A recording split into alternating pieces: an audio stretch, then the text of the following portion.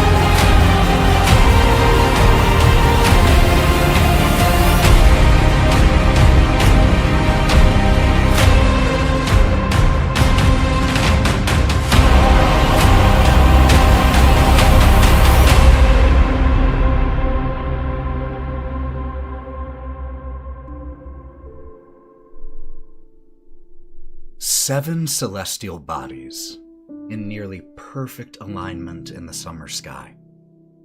Bright enough to be seen, though the sun has yet to even touch the horizon. Nearly 7 months ago, these new, small, but bright lights appeared in the night sky. And across Yvvor, people stood and silently gazed to the heavens.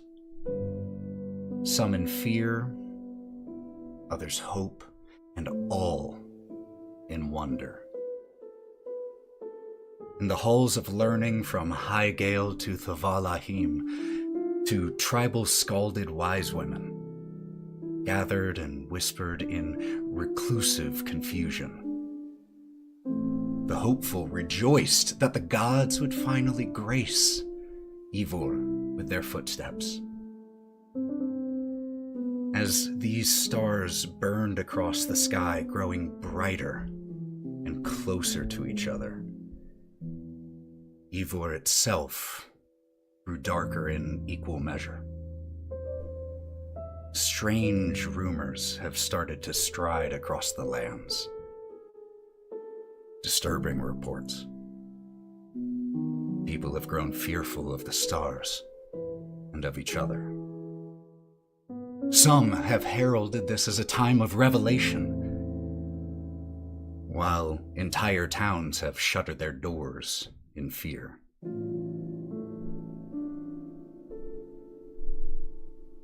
Did you hear? In Trist, the governor took 20 hands in one day for theft. Trist? Well, more than 2,000 people live there. Aye. There is the popping sound of firewood. Much like that. The popping sound of firewood, the hiss of fat as it drips onto the coals. And we see several people seated around a campfire. A makeshift camp on the side of the road on the island of Vasam. You can smell the ocean air. It's a bright summer's day. The 7 stars, even as the sun has yet to start to set, can still be seen in the sky. And we see about half a dozen figures around this campfire. 2 orcs, a human, a 3-keen, an elf, and 1 other individual. Shin. Cory, could you please describe who we see here amongst this group? Seated in the center, tea kettle over the fire, sits a 6'9", and you can tell that he used to be much larger. There's the muscle, like he has very sinewy muscles that tell the tale of a man that used to be a much bigger man, more muscular man. There's stretch marks in his armpits and around where he seemingly has slimmed down farther than probably what is natural for him. He takes the pot off of the fire, and you see in the light that he has tan skin. But the thing that draws your eyes as you look at him and the strangeness of him is that there are scales along his arms, and his eyes are white. There's no discernible pupil, just white. His hair is, against his tan skin, his hair is just stark white, almost silver in the glistening light. And he looks, if you were guessing by human years, to be 60s and 70s. Hard to tell. And these 5 individuals sitting with you, you had never met them before today. You had never met them more than an hour ago. Simply travelers along the road, stopping together to get some rest. There's nothing better Sorry, I didn't mean to interrupt. The Three-Keen, his mandibles chitter as he looks up towards the stars coming closer and closer to alignment in the sky. As we see the six of you there, what is Shin doing? As he takes the teapot off the fire, he reaches into his pack and just conveniently pulls out the exact number of teacups that he needs, like a practiced hand. And almost without even looking, he's not even looking at what he's doing. He's just staring off into space, then looking at them and giving a warm smile. You know, tea is one of the most unifying things. It neither has evil nor good, it just is. And it creates a situation where people can meet as complete strangers and leave friends. Unlike alcohol, which I do partake every once in a while, can sometimes start as friends and end as enemies. Which is why I prefer tea. Hands each one of them as he's just musing to himself. They'll take it. A few of them, in response to your comment about alcohol, just murmuring to one another, like, still wouldn't mind a drink. And one of the orcs, as you were saying this, he takes the mug from you, but had clocked his companion looking at the stars, and walks over and thumps the Three-Keen on the shoulder. As all the stars are too. Not good, not bad. Don't worry about it all. Chitters. I don't know if that would be wise. There is something wrong in the universe. I can feel it. There is imbalance. Something has tipped the scales in the wrong direction. Though I will say that wrong and right direction is a matter of perspective. But nevertheless, the scales have been tipped in the wrong. Or right, but have been tipped in a direction that leaves it imbalanced. Keeps making tea. The elf, you were seated on a log by this frequently used campsite. There are many along the roads that travelers will frequent. You know them quite well. In fact, I would wager you have probably slept here before, Shin. But you are sitting on a long fallen log, and the elf had seated on the same and scoots over your direction a little bit with the mug of tea, just getting closer. So what do you think it is then?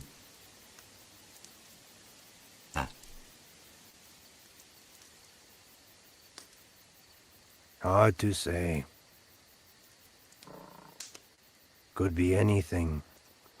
But the stars being at the way they are, and the way that the world feels, whatever it is, it brings calamity. Or it could not. Hard to say.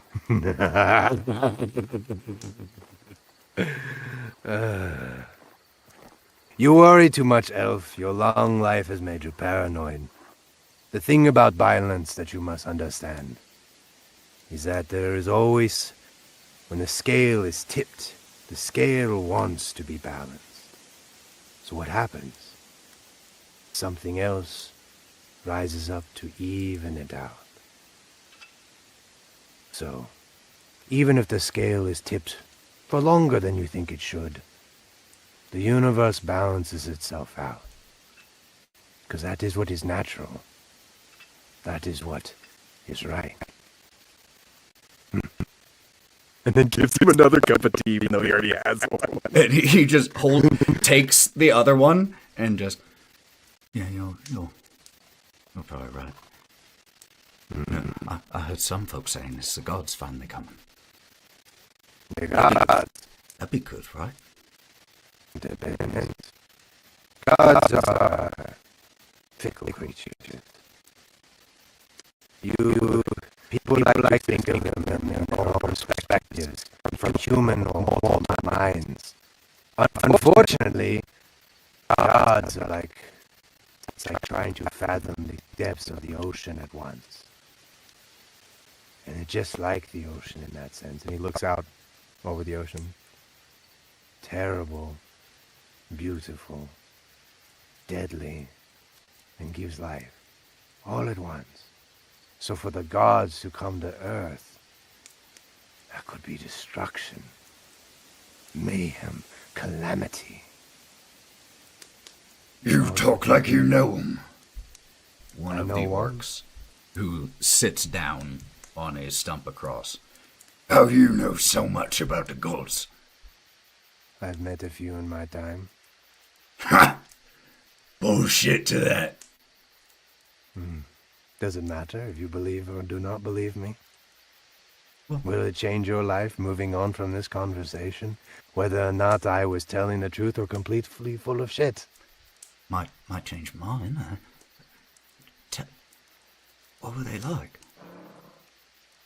Right. The gods. Just terrifying and unconcerned with us. Some are. Most aren't. Mortals think too highly of themselves. They think too highly of their position in the universe. But the thing is that in that is freedom. Your choices are not good or evil. They just are. So we must live as good as we can, doing right by those we think we should do right by. Because in the end, the universe is indifferent to our existence.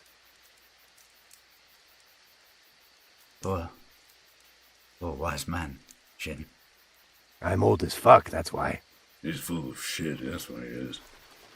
An angry young man, I see. Full of violence and war. Thinking that everything you come across is shit. And you know what the funny thing is? What is your name again? Agorth. Agorth. That's a beautiful name. A strong name. Do you know what the thing about it is, Agorth? You're right. It is all shit. If you think about it, everything ends up as poop. We go into the ground. We become plants. The cow eat plant. We become shit. Eventually, everything is shit. So you're not wrong. You bring talking shit to a different level. That's all you get to do when you get my age. The tea ain't bad.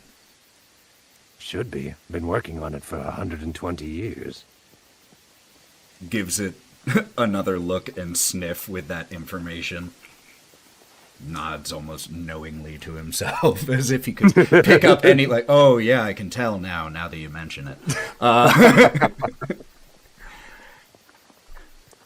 We see as you all bed down here for the evening, safe in each other's company, the fire continuing to burn through the evening, through the night, and those 7 stars in the sky. So bright.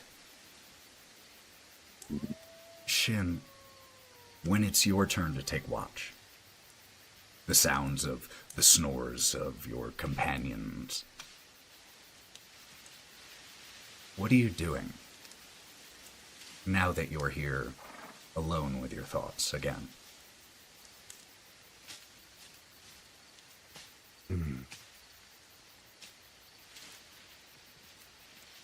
Have you abandoned this universe again?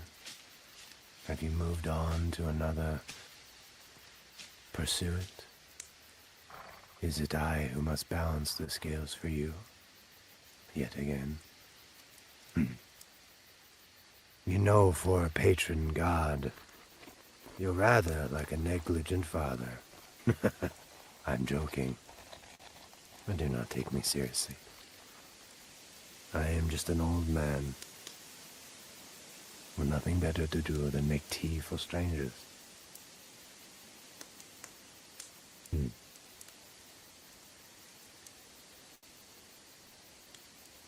The wind blows, the clouds temporarily obscuring these 7 new bright points in the sky. And you were saying?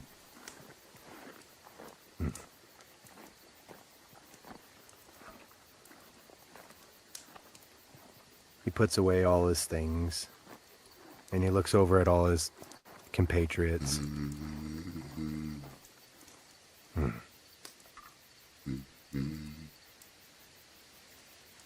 How to know, to live in blissful ignorance, just how close the world is to ceasing to exist. Or maybe this one, or the next. Hard to say.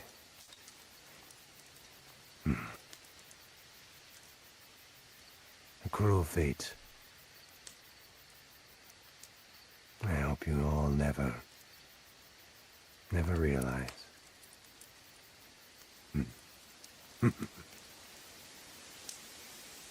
And with just the sound of Shin chuckling to himself, we cut to the next day.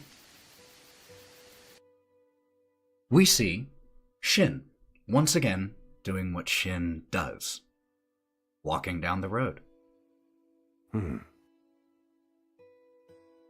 You've walked these paths so many times that the paths themselves have become the destination for you. You know that you will arrive at another town here in probably a day and a half, but that's not the point.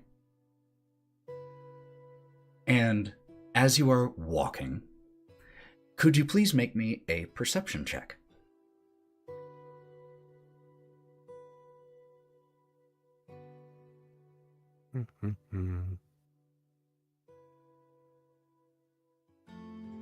Switching music. That's a 7 on the dice. I am lost in my own thoughts.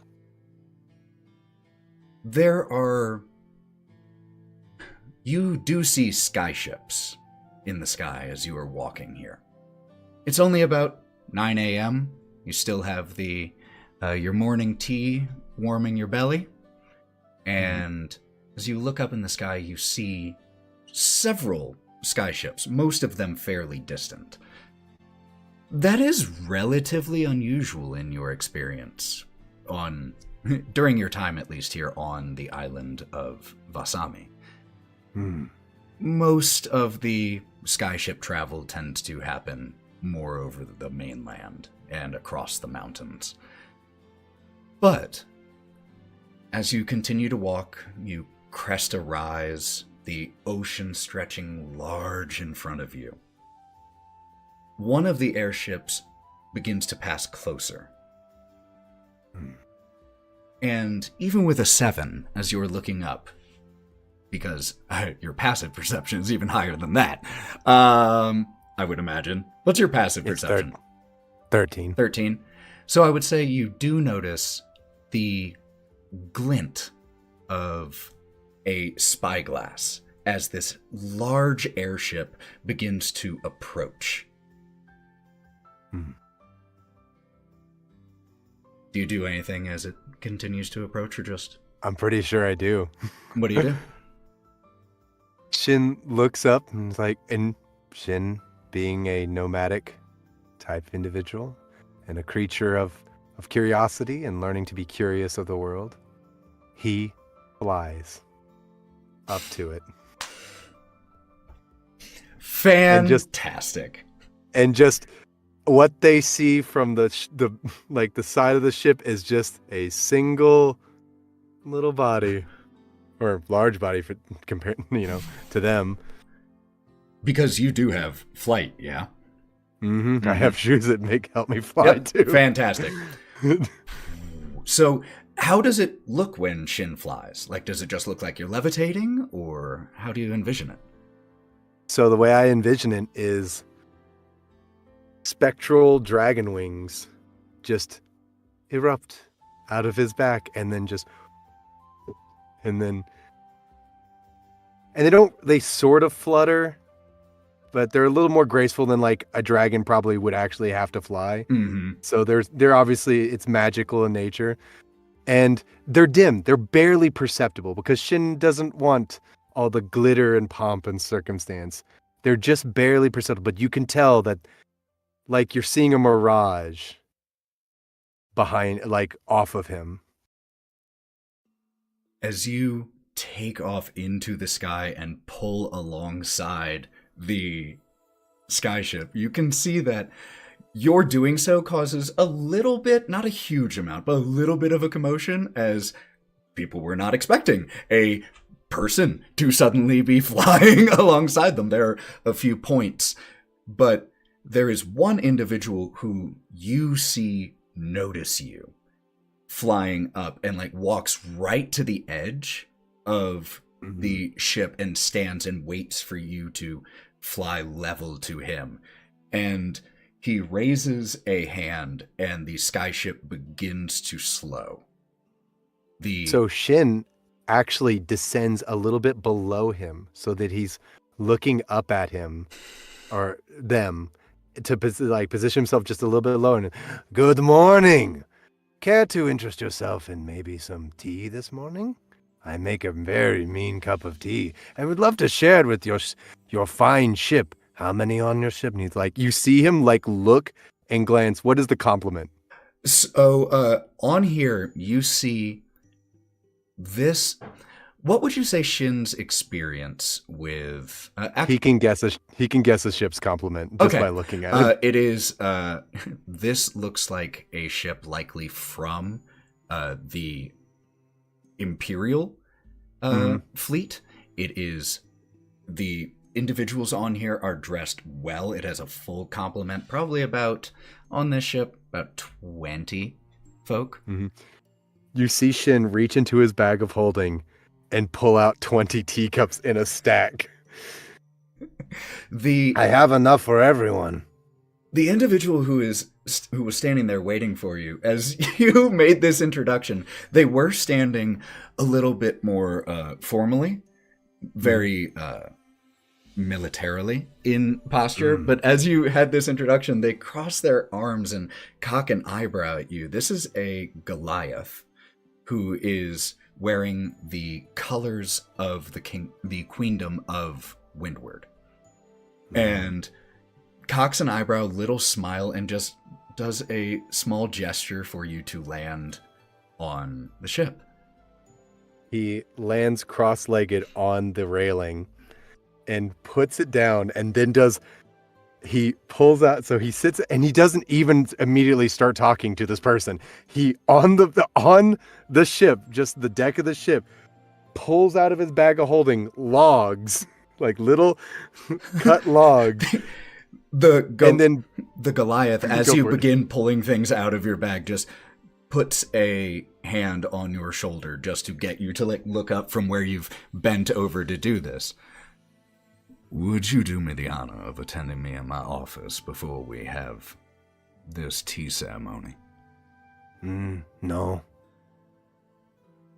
How am I supposed to share tea with your whole crew in your office? I would greatly appreciate if you would allow me to keep this a request and not a order.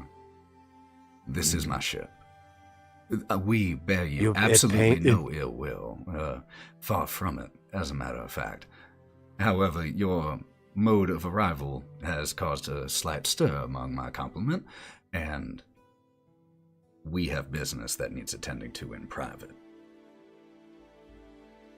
You notice something peculiar as this character is looking down at Shin. The teapot in his hand is boiling. 1 second, and pours almost in one fluid motion 20 cups of tea. You watch as the Goliath processes that you just have done what you said you were going to do in the time it took him to make the request that you not. And just gives a little, Well.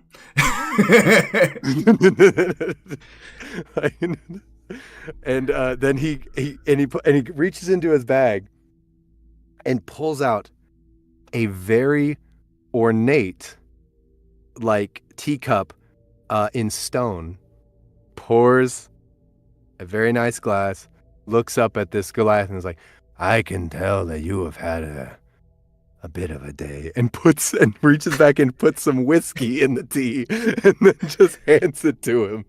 As you do that, well, why didn't you say that in the first place? Cheers to your health and to Her Majesty's.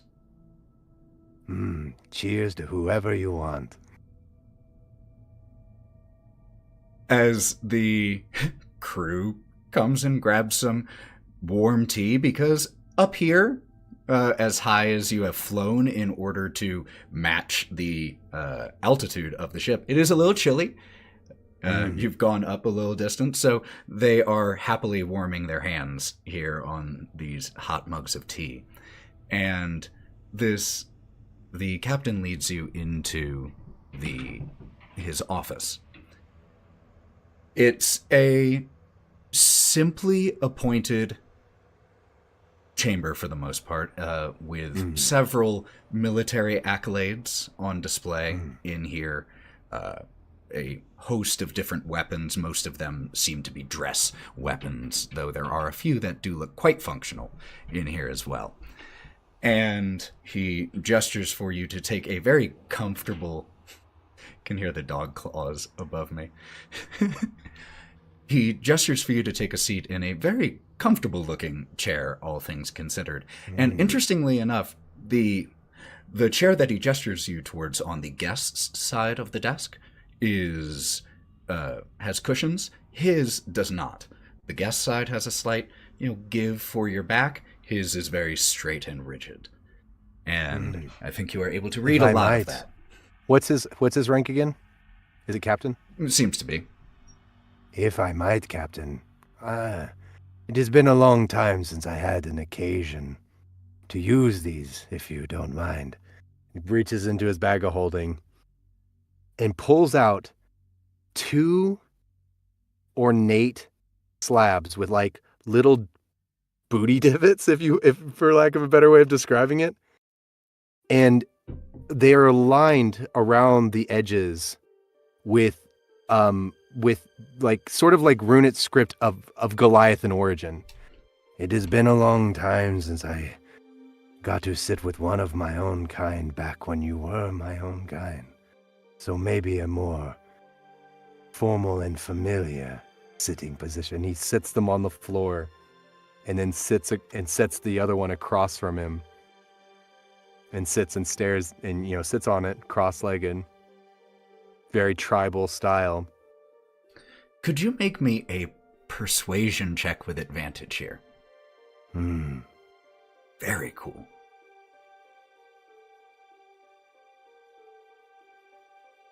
That is a 14. No, it's 13. 13, excuse 13? me. The first one's 13. Yeah, 13. He looks at you doing this. You can see his jaw tighten a little bit, and he walks over to the door, very rhythmic steps, and clunk, locks it. Walks back to a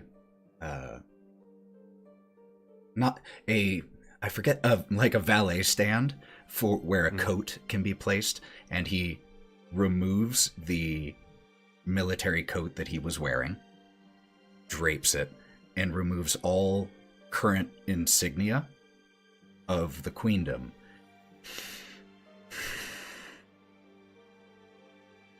Sits down across from you.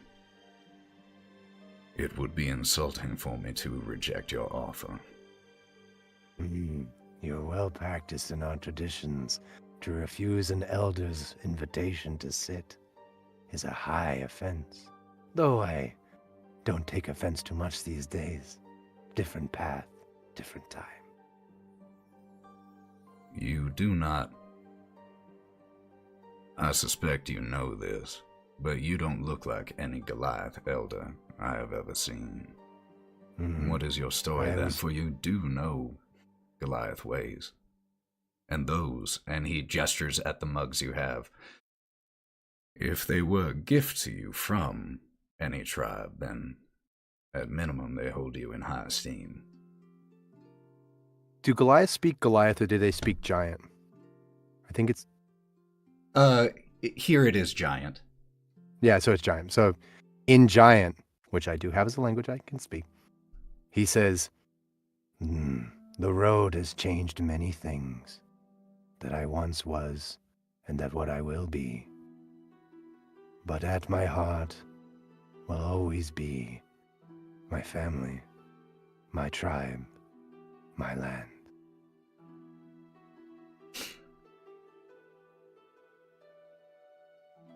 If you were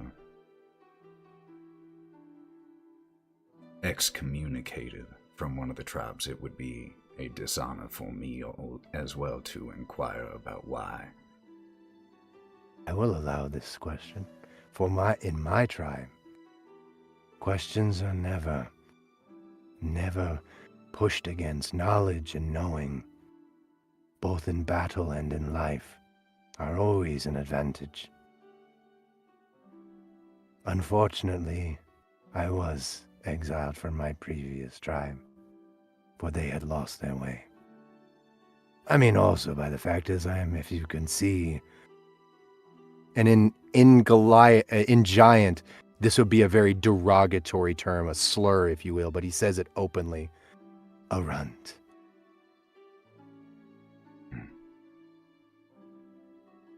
Then you must be Shin.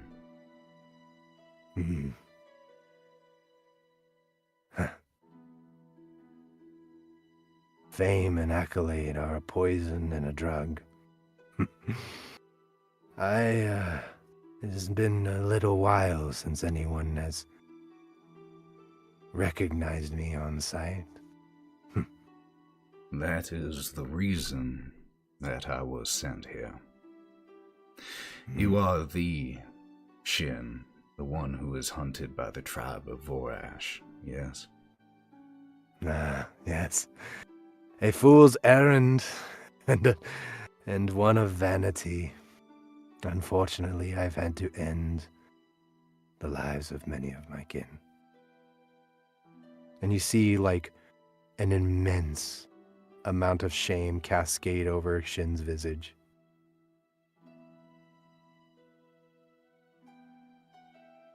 The captain reaches forward and he puts his hand on the back of your head and he pulls your forehead to his. I know well what it is not to be welcome back in one's tribe. I chose to serve the Queen. That I understand what it is that you are feeling. And you honor do me. A great honor. You honor me by sharing. And Gestures at the drinks. By allowing me to go home a little bit again. Now, he stands up, walks back over to the valet stand and redresses himself. And walks behind the desk and he grabs a scroll and he unfurls it. Queen Meleth of Windward, daughter of Queen Meleth, granddaughter of Queen Eleanor, chosen of the gods, long may she reign, has need of your services, and requests your immediate attendance in Highgale. And turns the scroll to you and you can see the very ornamental royal seal. It is for precisely the reason that you were exiled, that her queen has need, or that her majesty has need of you. She wants a weapon of war. It appears we may need one. That is not who I am anymore. I do not raise my fist nor sword against the mortals or souls of this realm. You will have to find another, a younger one, plus I am an old man. It is the place of the young to fight and spill blood for meaningless or meaningful, I apologize. But for the will of others, I am here to maintain balance in the universe, to shelter and heal, for I have spilt my share of blood, and now I must repay.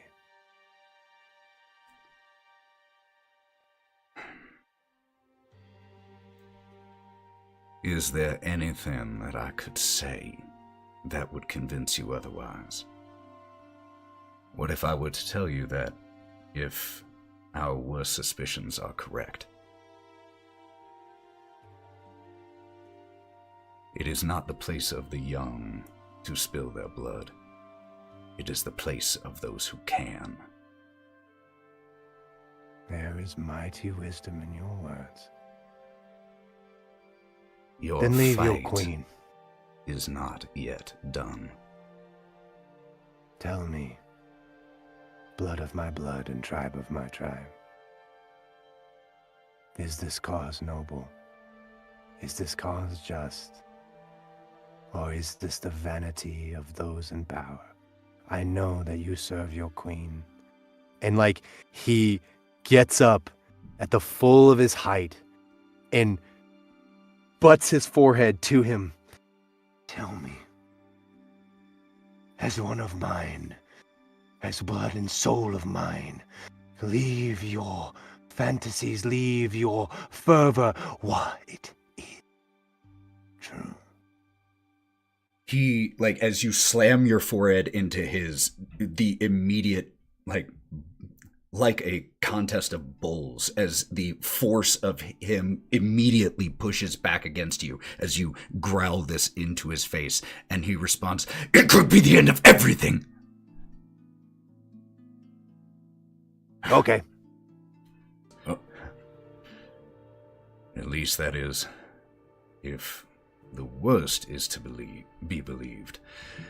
You are being summoned to attend a council of her queen.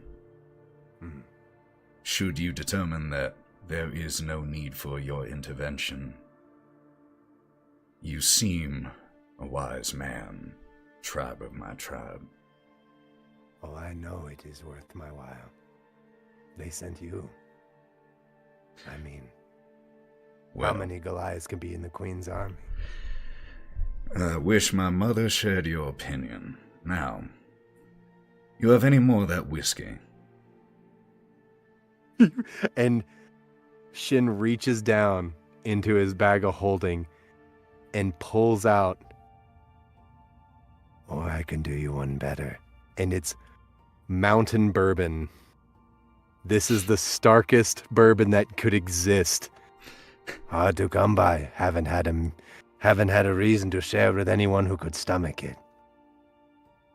He looks at it, gets a smile on again, the only smile you've seen him have, just the little half smile.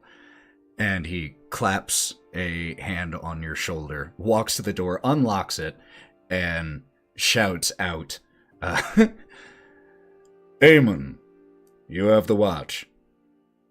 Closes the door and grabs the bottle, pours you a serving, and then pours himself one. We see, as the skyship that you are on sails towards Yvvor, the main continent, the enormous mountain range, the belt of the world coming into view. As you sail through the sky to Highgale. Thank you, Cory. Thank you so much, guys. I'm so sad that I can't see the rest of your You'll stuff. just have to watch it when we stream I'm going it. to. Just know that We start in a tavern. The tavern of a mountain town.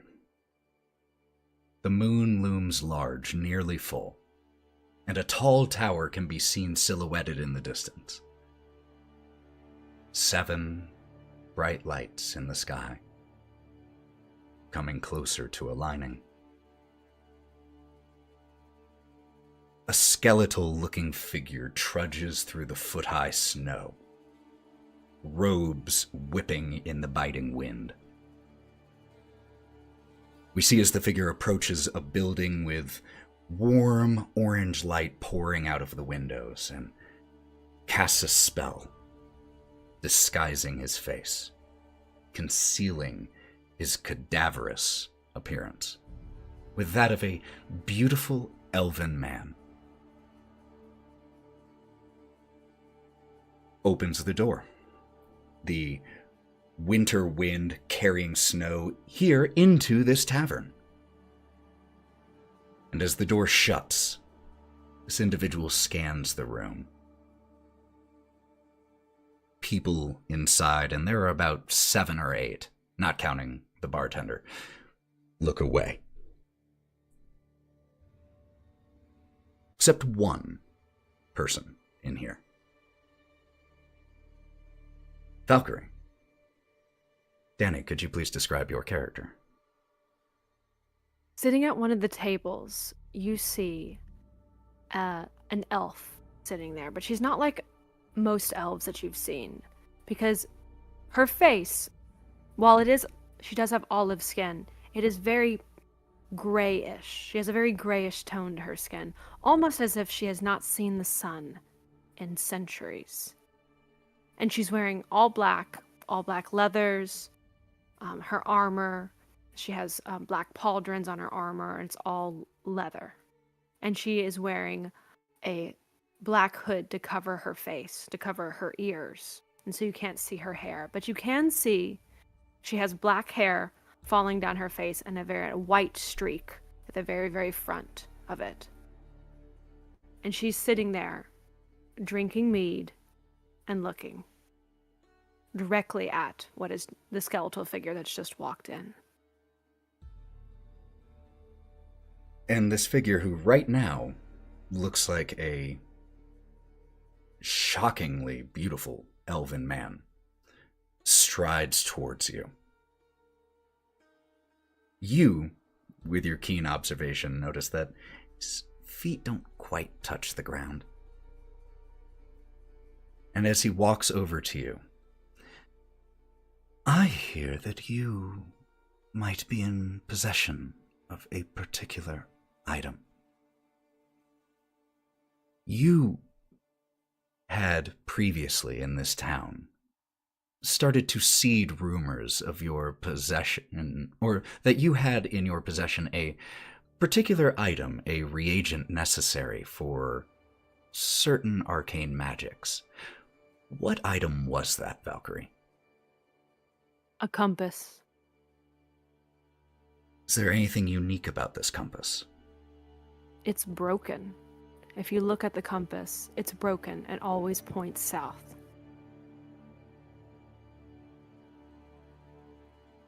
I hear you might be in possession of a particular item. I have come to purchase it from you. Name your price. There is a cat. There is a cat here in this tavern. Mm-hmm.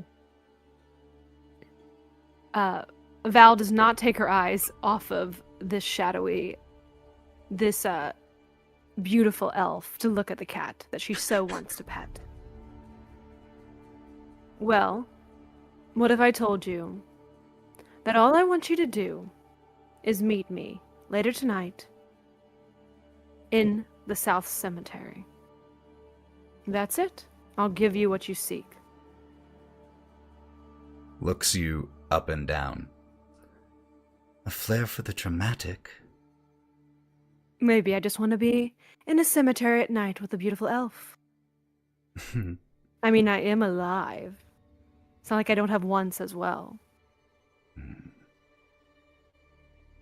just lets out a low, not quite a growl at that last comment. Cemetery it is, then. We have something nice. Just gives you a, can't even conceal the snarl combined with a sneer as this elf looks down his nose at you, turns and strides from the inn. We cut to shortly before midnight.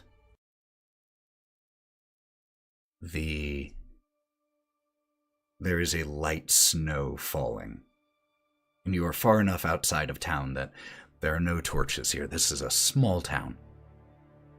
The only light is from the nearly full moon, dominating the sky.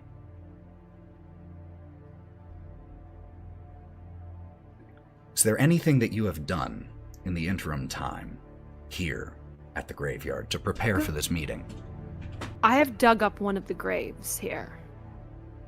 I dug up one of the graves, and I took out the wooden coffin inside of it, and I took it away from the cemetery. So it has cemetery, so there is a hole now there, and I put spikes at the bottom of it, and I have covered it with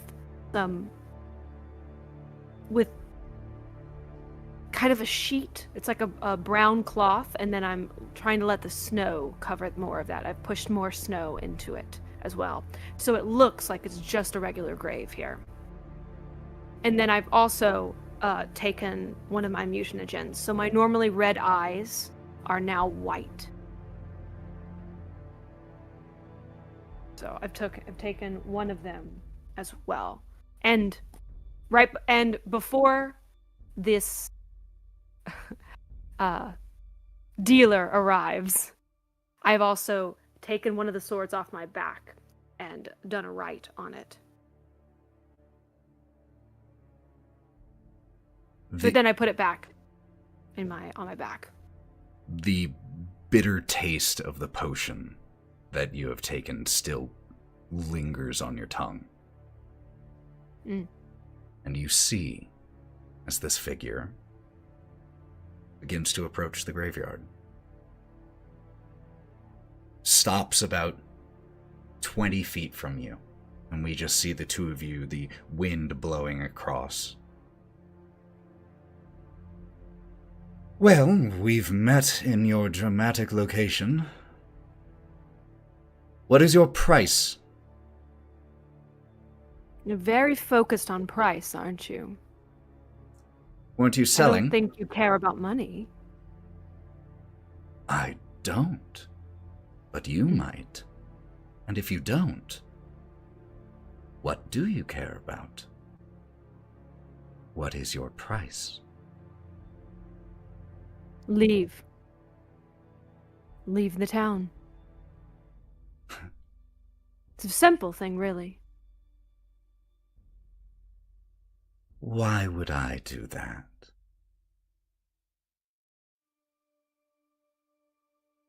Because you want this. And I take out the broken compass. I do. But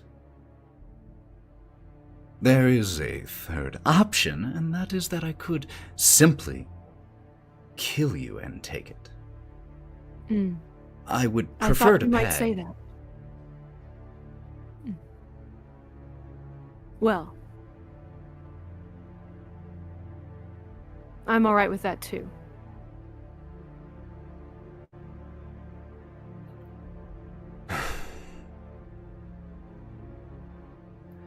Which is its mortal? Life or death? So, in that moment, you see Val. Actually, there is a tree kind of near the cemetery because, as a beautiful viewing tree that's very pretty. It's overgrown here, and you see her jump into the air onto the tree, actually, and kind of like stick onto it.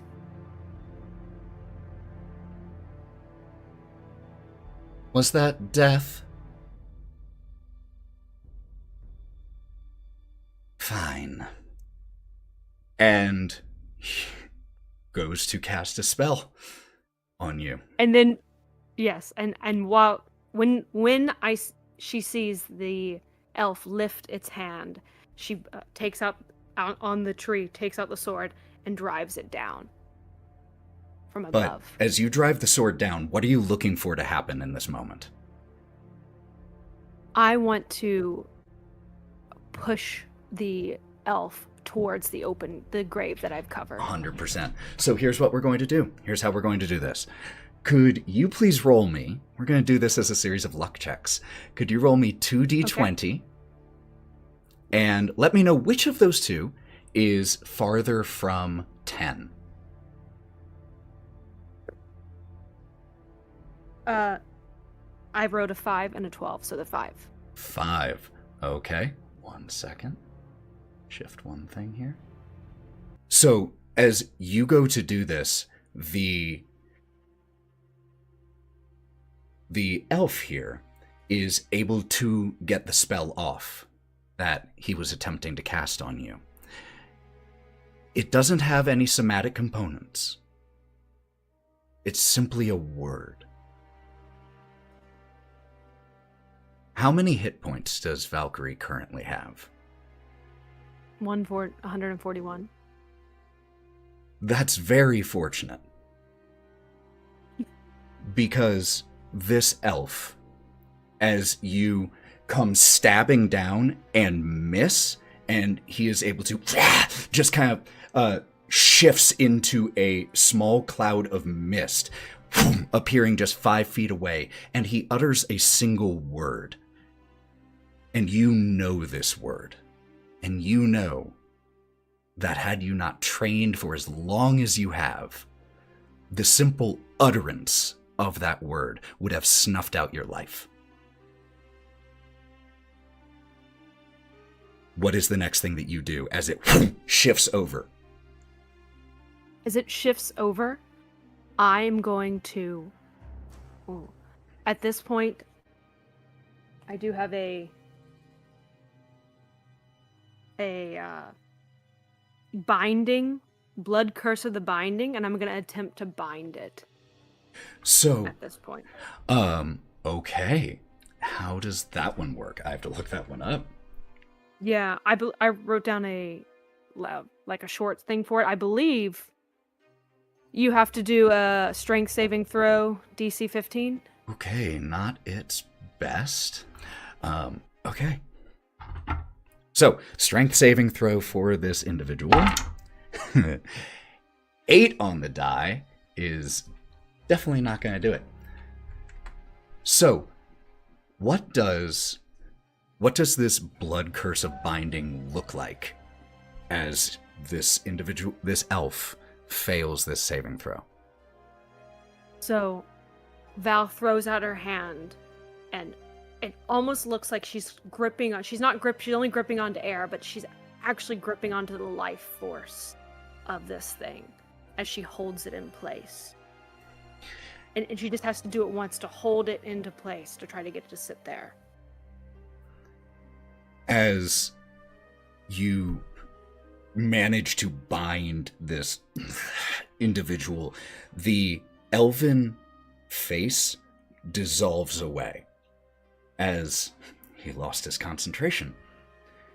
And you see a rotted face, brown teeth. You can see the skull beneath the left side with the eye dead in that socket. As the Lich begins to speak once again, you reach into your pouch and you grab the trap that you had prepared. Do you throw it? Yes. As you do, you activate this trap, and all sound around you disappears. And you toss it 5 feet from him, or 10 feet from him. And you watch as, unable to move, unable to speak, or unable to be heard at least, the Lich glares at you. And you hear his voice in your mind. His true voice. What is it that you hope to accomplish here, you fool? I cannot be killed. Can I talk back to it? Oh, of course. You think you cannot be killed. But everything can be killed. If you can be made, then you can be unmade. Hoarse laughter courses through your brain. Oh, child, you meddle with forces you do not understand. We cut to a week ago. We see Valkerie in a dark cave. We see you, a simple box in your hand, covered in runes. It took you months to find the Lich's phylactery. Countless bribes. Countless worse things. And in order to destroy a Lich's phylactery, it requires a particular item. This can be an item of significance or absolute insignificance. Val, what was the item needed to unmake this phylactery? Hanging around Val's neck is not a normal pendant, it is a dragon claw. And she took off the dragon claw and stabs it into the Lich's phylactery. Because in her mind, the only thing that can kill that is something of more magic, which is a dragon. You stab into this phylactery. There is no great ceremony at first, but then the box crumbles in your grasp, just chunks of wood. And we cut back to in the graveyard. The Lich, unable to speak out loud, still speaking into your head, gloating. You are an insect. I have lived countless of your lives. Good. Because they've run out now. I'm glad you got to experience all that you did. Because now, you're going to experience what we all have to. Death. Fool, when I return, I will ensure... Your box? Your little box? Or are you saving it to, I don't know, an engagement of some sort to another skeleton? What is it that you do? Oh, well, I got to it first. What are you saying? You lie! I didn't know you were also stupid.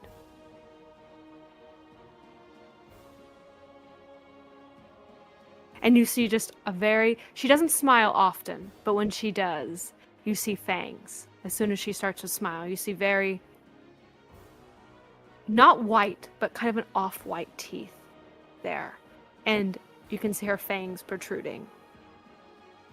And now, as this happens, you can see the hood fall back from her, and you can see small pointed ears. The Lich begins to struggle feebly against the bindings, but is no longer speaking in your mind and is now starting to panic. What do you do? I'm going to... At that point, she has one sword in her hand, and she's going to slash into the Lich. You make me I'm going to say an Arcana check with advantage. Okay. That's a D20, right? It's my... Correct. And that'll be plus your Minus Arcana one. skill, which is a +7. Okay. That is going to be 14. Did you roll it twice? No. So that's with it. Whenever you roll with advantage, you roll twice. 17. 17.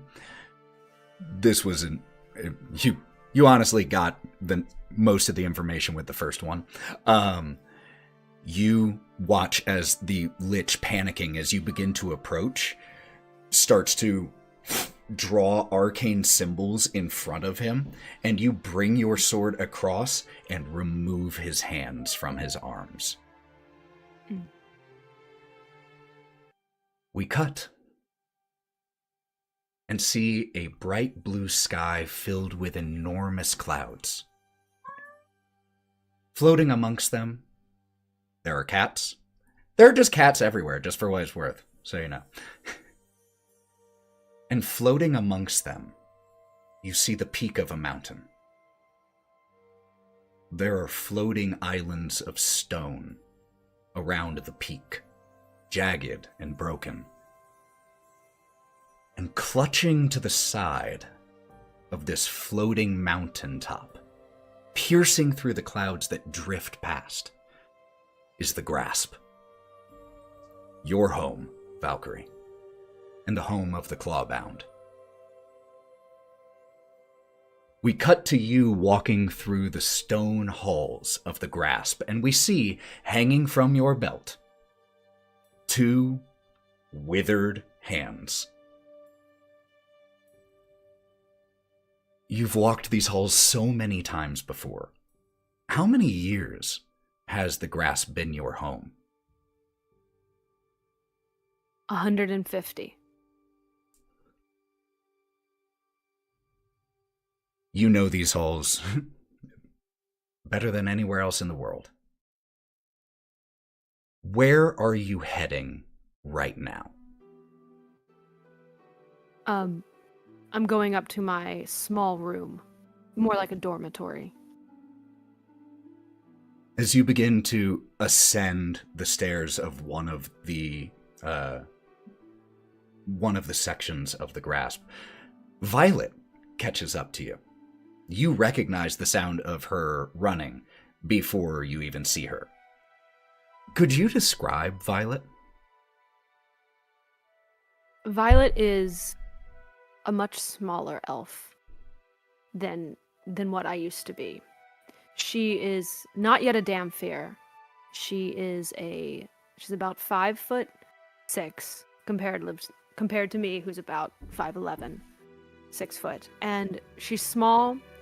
She has a bright smile on her face, and she has black hair like mine, but instead of a white streak, hers goes to white at the ends. So it's ombres all the way to the ends. She's wearing all black leathers that mirror mine just as much. And she is almost bouncing up to me when she sees me and launches herself at me in a hug that seems a little bit more like I'm going to catch her, though, than anything. Because you have. Countless times. And she launches herself at you, and she squeezes you incredibly hard, and as she lets you go, "All right, you have to tell me everything." And she points to the hands. Was it a lich? It was. You were right. As always. Bastard. I Details? wish I was as smart as you. Maybe I would have killed it days earlier. But no. No. Lich? Me by myself? Whew. No. Not yet. No, maybe one day. But come on, you have to tell me what happened. How'd you do it? How did you take out a lich? Well, I really talked it to death, you know? Just talked it a whole bunch. And late at night in the cemetery, we just talked all night long, and finally it just cut off its own hands and gave it to me. I trapped it, of course. Just like the books say. Just like chapter 54. 53, pretty sure. Oh. You can double check me on that, but I was just reading it, so feel free. I imagine you were. As you all arrive at the dormitory hall you were going towards, you see Tyron walking the opposite direction. And you see him see you, and he rolls his eyes, goes and reaches into a pouch, pulls out a few coins, and as he walks by, Violet opens her palm, he drops a few coins in to her palm, looks at you, shrugs, and walks off. What is that about? He bet against you. He thought I would die. More specifically, that you wouldn't succeed. Death wasn't the specific bet. I see. Well, I'm twice his age. Why does he always think I'm going to die? On every mission. And every single one? More of a hope! What? He shouts, it's more of a hope. Ugh. You can just ask me out, you know. No response to that. Absolutely not. No way.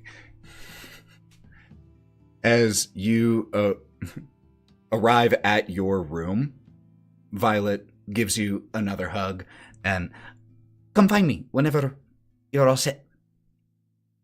Okay. I'm gonna go get some food. Do you want anything? Soup. Hot soup, please. After killing a lick, you want hot. Fine. They don't make soup this shitty anywhere else. And it makes me feel like I'm at home. Now that's true. All right, 2 bowls of soup coming up. And goes and leaves you in your space. As you open the door to your room, what do we see? You see, it's all stone walls, because the entire castle is made out of stone here, and so it's very dark gray stone walls, and there's a small bed in the corner. And the only nice thing in this entire room is there is an armoire in the room, and this armoire actually looks like it's worth something. Like it's tiger wood. It's very beautiful. It has gold locks on the top of it. It has a gold lock. And it's the only thing in here that looks like it's worth anything, and that everything else literally looks like I've taken my sword to it at some point and hacked on it. Except for that. As you step into your room, the wind from outside howls in and whistles by, as it so often does, being up here in the sky. And it's that same familiar sound that you have fallen asleep to and lived to for 150 years. As you settle down here for a second, what are you doing? I'm going to open the top drawer of that armoire. So you see me take a small golden key out of my pocket. I unlock the top one, and I open up the top piece of it, and you see these little wooden figurines inside there. They're like little whittled wood figurines. A bunch of them are misshapen dragons of different kinds. Some long, some larger, some wyverns, and then some foxes. But there's one that's half finished. And I take it out, and I take out a small knife that's also in there. And you see me sit down on my bed and start whittling at the piece to try to make some more cuts and shape it more. Gung, gung, gung, gung. Knock on your door. Come in. Door opens. You hear me yell, come in. Rengal walks in. His one good eye looks the room up and down and looks you up and down and just gives a He gives a head nod for you to follow him and then just walks right back out of the room without saying anything. I set that down. I set my knife and wood piece on the bed, and I get up and follow him. You catch up to him and walk alongside him. And the fact that he doesn't speak at first is absolutely no surprise to you. You are walking on the side of him that is heavily scarred, missing an ear, missing an eye from a troll contract many, many years ago. Eventually, as you continue to make your way through the maze of the grasp, he says to you, "Were you smart?" Yes. Could you have been Just smarter? like you taught me. What? Could you have been smarter? Always. How? I could have saved 3 of them that the Lich took if I would have taken it a day sooner.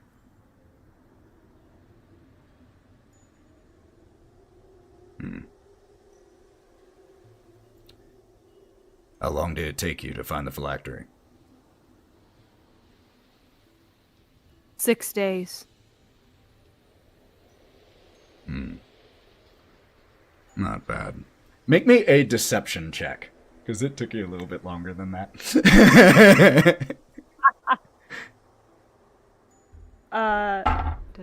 Is this up? Is there any D20, and that's going to be plus your deception bonus, which for you is a -1. Oh, it's an 8 then. Luckily, he rolled a 2 on the die. So even with a +5, it's not enough. Then you wasted your time doing other nonsense. Opens the door to a room you know leads to one of the libraries on this floor. Small. No one's in here right now. He closes the door. We've had a communication from the Queendom of Windward. Yes. That is unusual. Just so, and you having been here for 150 years, you have no recollection of that ever happening. Okay.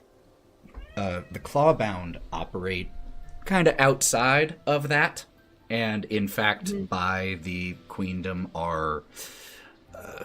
there have been times in history where the Queendom and the Clawbound were not on the best of terms because of the fact that they do operate outside of the Crown's control. Okay. So, when he says that, that is a bit of a shock. They wish us to send a representative to attend some meeting of theirs. Since when do they care about us? Since when do they want us to be a representative of anything? My question. Precisely. Which is why I need someone there to answer that question. Hope you've gotten rest. You're going to send me. Why not you? And he smiles at you, the half of his mouth that still can. But there are so many better candidates for this. So many older candidates. Smarter, more studious, political even. How do you think they got that way? Practice, Val.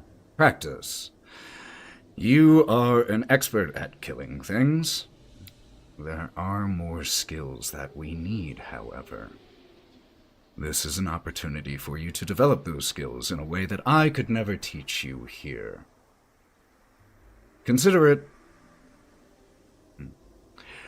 an extended training mission.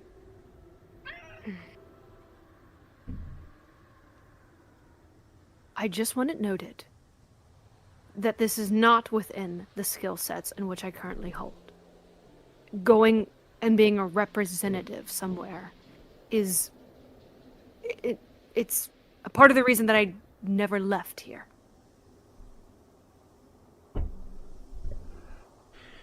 Well, maybe you'll get lucky.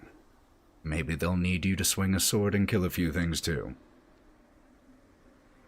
Okay, I'll go. But I'm gonna climb on walls. Just so you know. I'm telling you that right now. I'm going to climb on the walls there.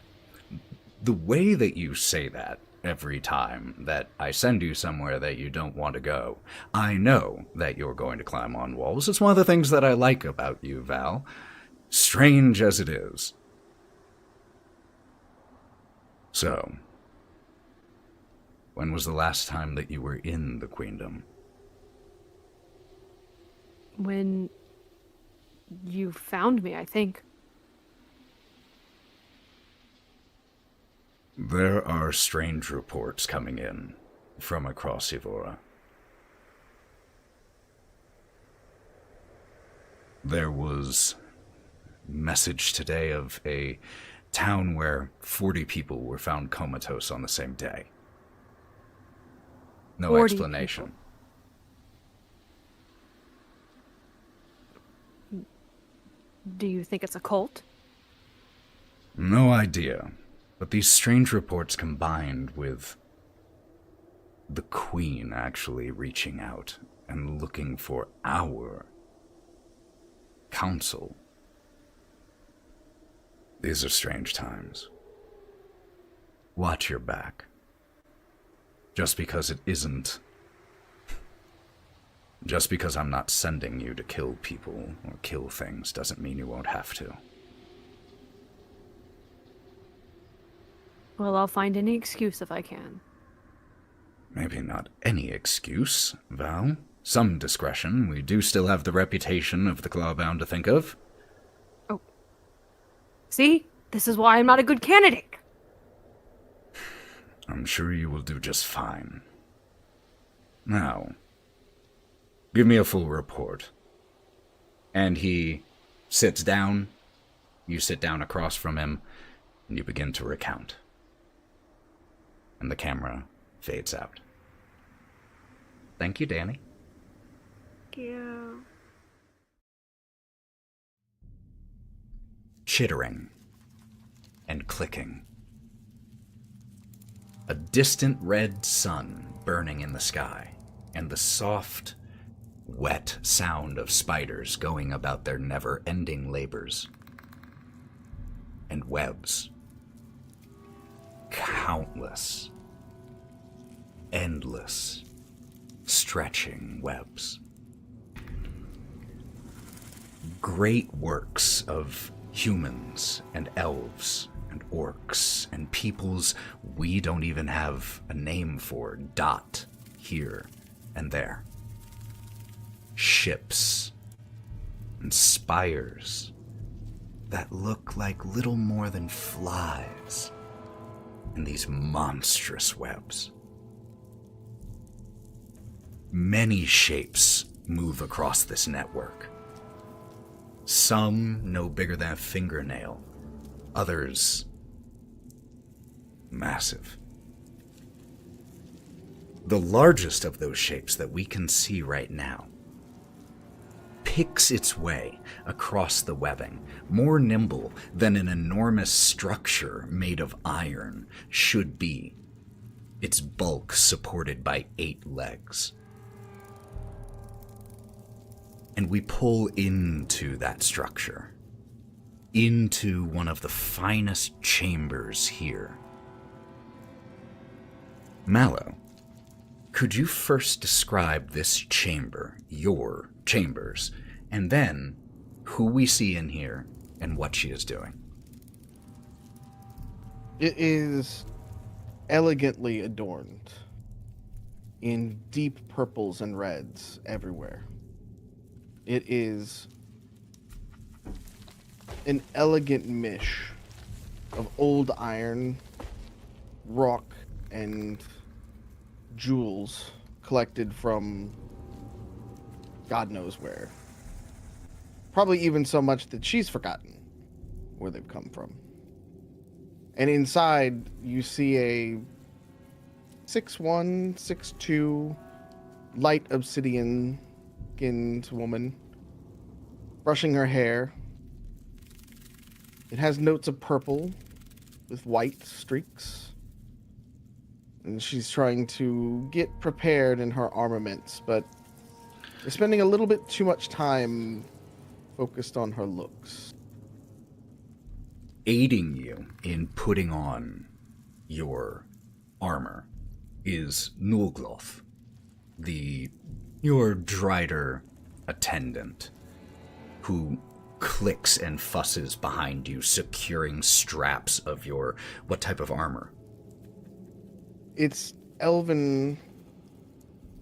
There's an elven sort of plate mail. Beautifully light, but with the spreads of spider webs all through it, so as to, of course, adorn for my goddess. Nulgloth secures the straps attaching pauldron to breastplate. And you feel as it stops and clicks and backs up slightly, and you look to the entrance to your chambers, and you see 3 figures approach. 3 drow women, and you know them all. Quenthel, Danafe, and Halistra. Nulgloth looks back and forth. Should I leave, mistress? Yes, please, leave us to be. Just slinks through, chittering as it exits your chambers. She will put on very regal-like robes and kind of click some more jewelry and adornments into place as she keeps the other 3 waiting just a little bit longer than maybe she should. One of the women, one of the drow, she approached your chamber, but she kind of stayed outside just leaning on the door frame. This is Quenthel, and she is wearing her customary scowl. Her white hair is put up in a very elegant and complicated fashion as it falls down in 8 separate strands. The 2 who enter, however, Danafe and Halistra, you keep waiting. She will regard Quenthel and look at her up and down, though as one would look at prey, knowing what is to come. And she just catches eyes with you and averts her gaze to outside the chamber, not giving you any response. Danafe, she is wearing a dress at the moment that looks like it is almost made of spider web, and it barely conceals her. She is curvaceous for a drow, and Halistra is quite tall for a drow and is currently wearing, similar to your armor actually, black steel armor, and has a mace at her hip, a shield on her back. As you finish up, it is Danafe who approaches you. Greetings, sister. You look well. As do you, sister. It is good to see you. You are in good health. The Queen of Spiders seems to be treating you quite well, yes? My beloved always treats us well. Of course, our mother does. So, sister, surely you must know more about this situation than you're letting on. I know what the Queen has told me, and only what she has told me. And what has she told you? And she walks over, and you were like still finishing with clasping a necklace, and she comes over and she takes the necklace from your hands and she finishes clasping it and like smooths your hair a little bit, just grooms you slightly.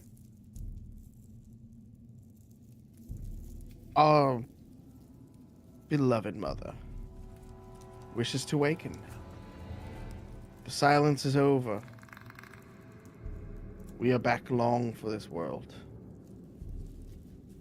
And on this day, one of us will become her chosen. And she kind of looks around the room as she says that to everyone, sort of with an air of, I already got this in the bag. Like, And come on now. Quenthel from the door. Not difficult to imagine who that one would be.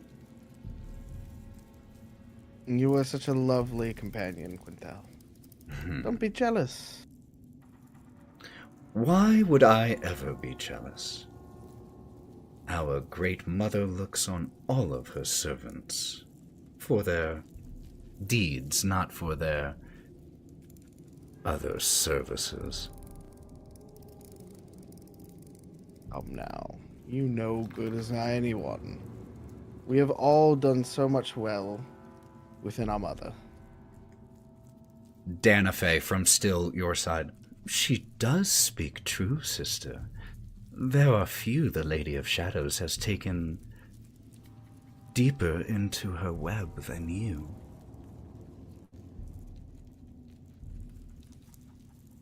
She kind of winks a little bit over in her direction just to kind of like enunciate the last bit of that. So what has she told you about what we are to do to assist her in this awakening? That I do not know. She has kept that a secret from all of us. Come now, sister. And she walks around to the front of you. I'm sure I might be able to convince you to divulge a little bit more than that. If I was able to divulge, I would. But I must admit, I am... Well, we live in the dark, but, you know, I am shuttered this little bit at the moment as to what we are supposed to do. But I just know that we are all here dressed in our best. And she kind of takes a hand and kind of rubs it against her and kind of leans in just a little closer to her. And I know we will all do our best for our mother. And Danafe gives you a little boop on your nose and steps back, and she appraises you with her darkly gray eyes. A fine look for our mother's attendant. And as she begins to stride away, you hear a voice in your mind. Familiar voice, but a voice that feels like you have not heard in so long. My daughters, come to me. Prove your loyalty to the Queen of the Demon Web Pits. Renew your vows of eternal faith to the Flesh Carver. Soon my webs will cover the abyss. Come to me, my daughters, and become Yvvor. The four of you exchange glances. Yvvor, chosen of Lolth. The Lady Penitent herself. you know that that is a position that would not be occupied by all of you. And the three exchange glances while Quenthel, was there even a point to us coming here? She has already chosen one. Halistra...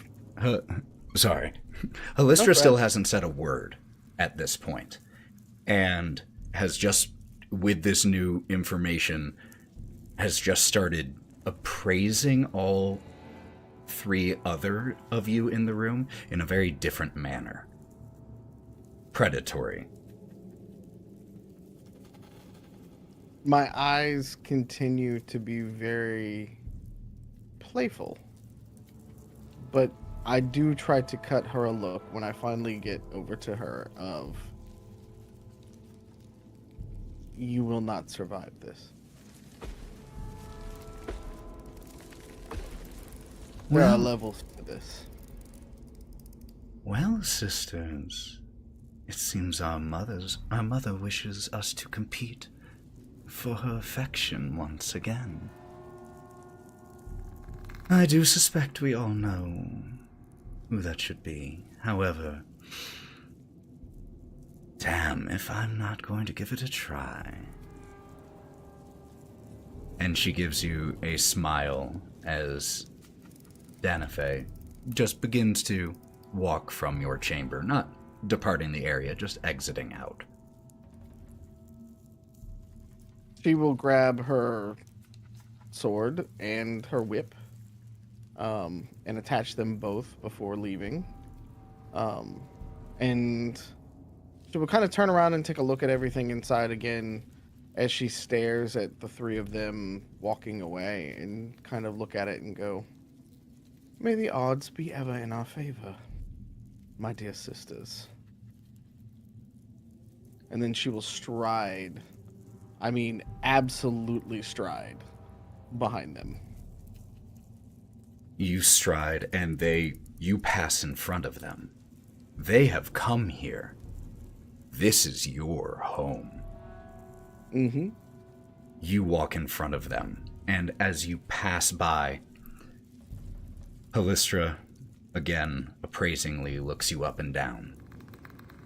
Quenthel snarls and scoffs as you walk by. Danafe, though, you don't see this, but we do. As she watches you walk past, head held high, chest high, confidently striding forward, sure of yourself, she can't help but smile. A smile that, if you could see it, you might wonder if she knew something that you didn't.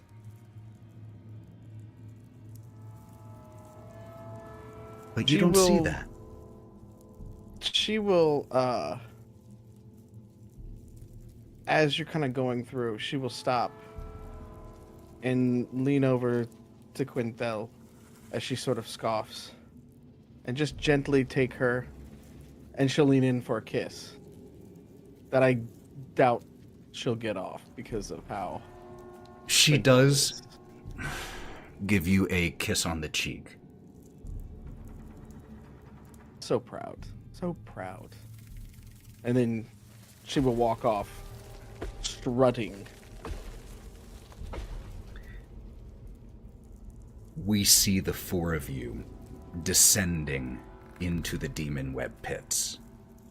Descending so far that eventually you become obscured by them. And the camera fades out. And when we pick back up, we are in a very different location. We see jungles. A jungle all around. A well-worn path. And a single traveler on it.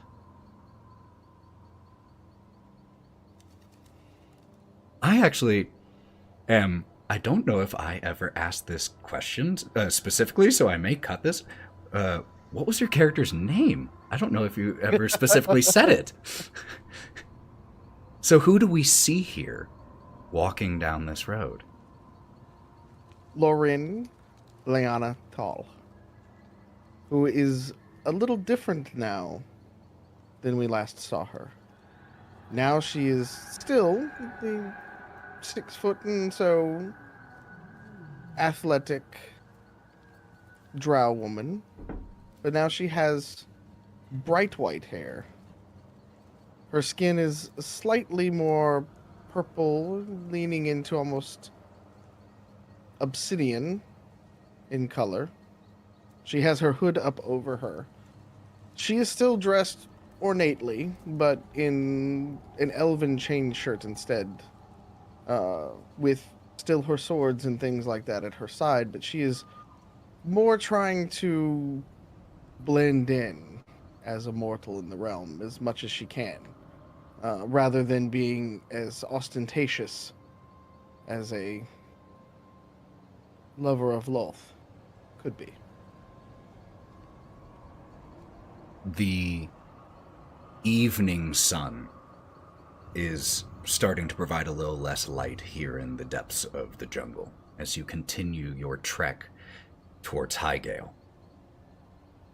And as you come to a clearing, you look up in the evening sky and you see those 7 points of light that you noticed almost 7 months ago.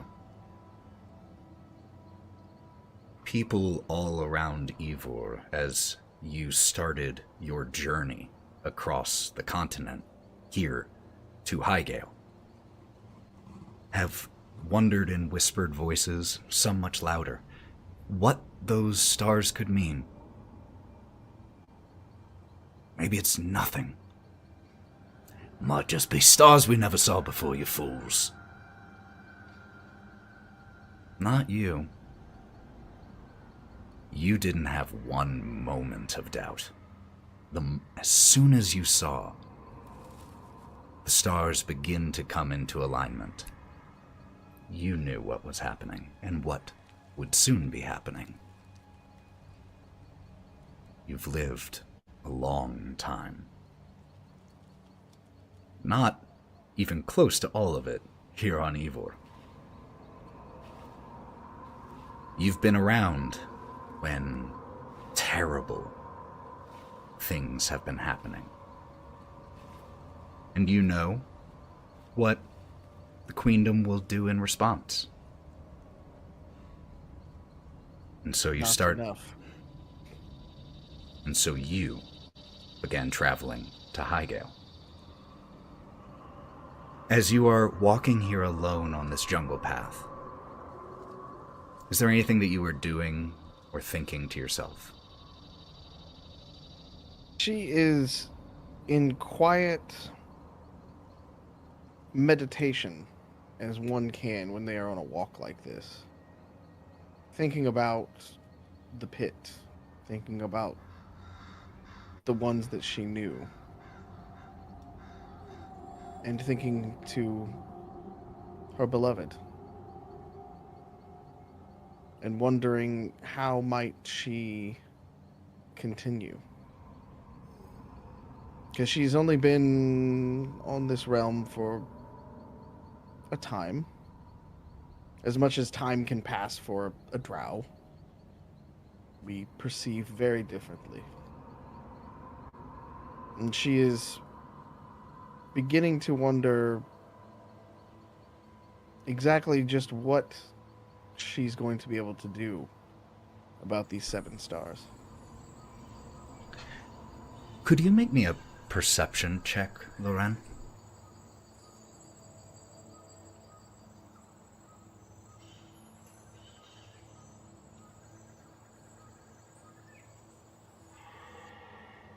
Nine. 9. You don't hear the footsteps until they're very close. Very lost in thought. But you do eventually hear them as something crashes into you from behind.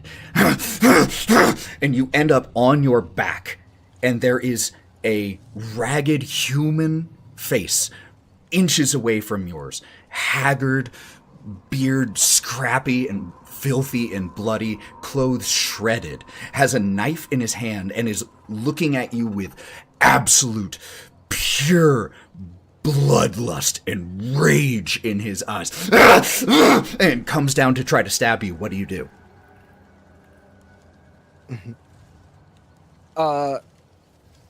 I would like to basically push him completely off. I can't. Can I get to my sword at this point? Yeah, he's not grappling you. Okay. So before he can come down, she will grab the sword from her scabbard, and ignite it in green flame, and hold it between the person and her as a warning to not come any closer. You hold it in front of you, green flame ignited, casting this strange glow and eerie shadows here in the jungle. And this man, knife in hand, as you shove him off of you, draw your sword, charges straight into you and impales himself on your blade. And as he is all the way down, abdomen to hilt, or abdomen to handguard, he still continues to try to stab at you.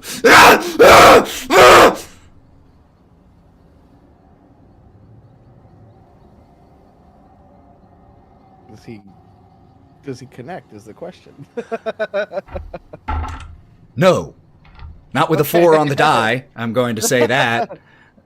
Then she will take her free hand as he starts to kind of try to stab down and try to catch him. Mm-hmm. Easily done. To stop him from there. And then she's just going to try to slowly lay him down onto the ground, because death will take him sooner rather than later. He screams in rage and looks at you with absolute fury until his final breath. She will hold him to that because she understands the aura of this. It's not... She can perceive this is not normal bloodlust or rage. This is from afar. This is from the stars that she's been tracking. This is... She's surprised it's only one that has come to her, and not the entire town. Which is why she stayed in the jungle, which is why she's stayed away from so many of these places, because she knows the danger of what groups of people can do. And by the time night falls, you step out of the heavy jungle area, and you see in the distance the high towers of Highgale. And you continue your trek. Thank you, Mallow. Thank you. Dope scene, dude. Dude, the tension between... You're never dying here, okay? They've all been very different. Your use of language that should not be used in that way. Oh, it was all very deliberate. Oh yeah, no. We know what we're doing with this one. That was so good. I'm just here for the ride. I'm just like, okay, we're good. This is good. We're good. Good shit. That's like great. Matty and I are over here like, oh fuck. Oh my god. An endless stretch of mountains separates a lush and verdant landscape from one of slouching desert and thirsty salt marshes. The belt of the world splits the continent of Yvvor in two, showering life-giving rain and destructive storms atop the queendom of Windward, and parching the lands of Scalded to the east on the leeward side. In the foothills of those mountains, only a few days' travel from one of the tunnels that connects Windward and Scalded lands, there sits a tavern. The sun set several hours ago. Several folks stand outside of this tavern, some standing, some sitting, most drinking, and all looking up to the stars. Mav, could you please describe the exterior of this building and the sign? What you see is a 2-story tavern. It looks like a guild hall, what you would think is a guild hall, but it's a tavern. The name of it is the Blaze of Virtue. Its head, the sign, Blaze of Virtue. On it is a placard of a dragonborn with 4 horns, looking straight down, and flames coming out of the dragonborn's head. The color of the flames are blue. So, there you go. Also, could you describe the door of this building? The door of the building is quite tall because the Blaze of Virtue is accommodating to all sizes and all heroes and adventurers alike. So it taps out about like 10 feet tall. As we push inside the tavern, there are about 7 or 8 people inside here right now. As one of them is seated kind of in a corner, looks like a warforged. There is a goblin in here with a large metal man standing perpetually next to where he is sitting at the bar and drinking. I would love it, Mav, if you could describe the interior of this bar and who we see behind the counter. So, the interior of the bar is a nice, quaint, warm feel where you feel at home. Everyone knows your name at the Blaze of Virtue. On the walls, there's different pictures of different adventurers who have come through, regaling tales. There is a stage where the band comes in and plays every other night. We also have open mic night where you can tell your stories. Best story of the night gets a free drink. There are trophies from past adventures. There's a troll skull, another dragon skull. All of these wonderful attachments and just wonderful, great memorabilias all across the bar. And you see behind the bar is a gold dragonborn with 4 horns cleaning up behind the counter, just enjoying her life. She is gold, but there's spots of her scales that are copper and brass looking. She has, her hairstyle is wrapped. She has Havana twist hairs. Her hairstyle's in a Havana twist. And she has a bandana over it while she's cleaning. And she is in a barmaid's outfit because she's working. This is what she does during the time. And you see Korrin. And Korrin, as you are going about the never-ending work of a small business owner, especially a restaurant, what is for dinner tonight? We are having a wonderful stew. It's Korrin's favorite stew. It's just corn stew. No one knows what's in it. It just tastes delicious. There's meat, chicken, beef, other spices. It's when you come in from the cold, that's what you want, and it warms your soul. It's a feast fit for a hero. As you start to serve out bowls of this to the people here, Blitz, the goblin, is like almost bouncing excitedly in his stool as you start to bring it over.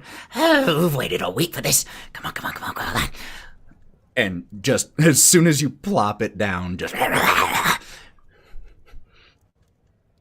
Blitz, please slow down before you throw up on my bar again.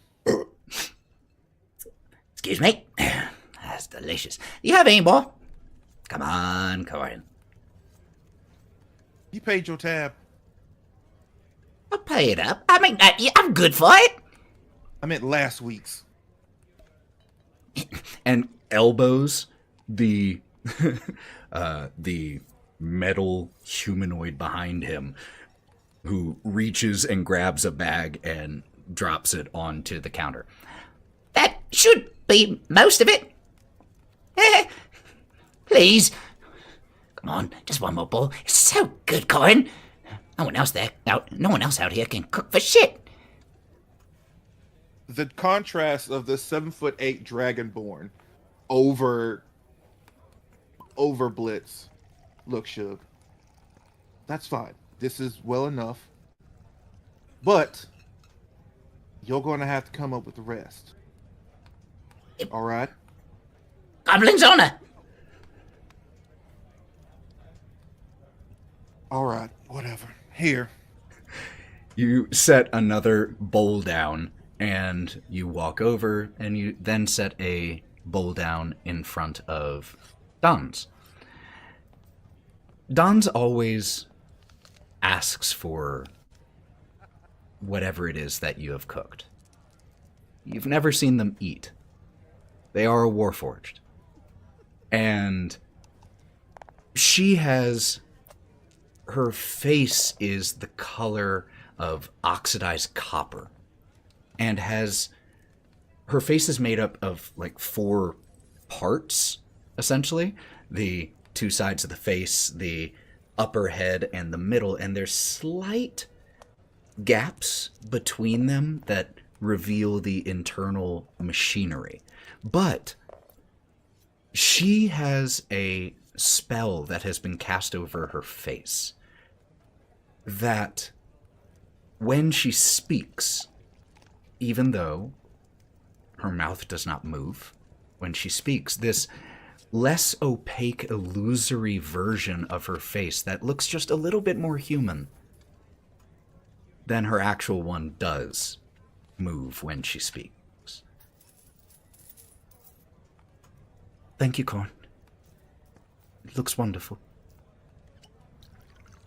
No problem, hon. Look, now mind you, I can make other things if you want anything besides this. I have recipes for everyone that comes through here. All right? Whatever you have made has always been perfect. Thank you. All right, hon. Now you eat on up, okay? You need your strength. And she just sits and looks at the bowl, which is all she ever does with the food. And you begin to continue to the other patrons. And as you do, as you're handing out stew to another table, you hear as the sound of scraping wood as 2 chairs are pushed back and 2 of the patrons in here are in each other's faces. One of them is a familiar individual for you.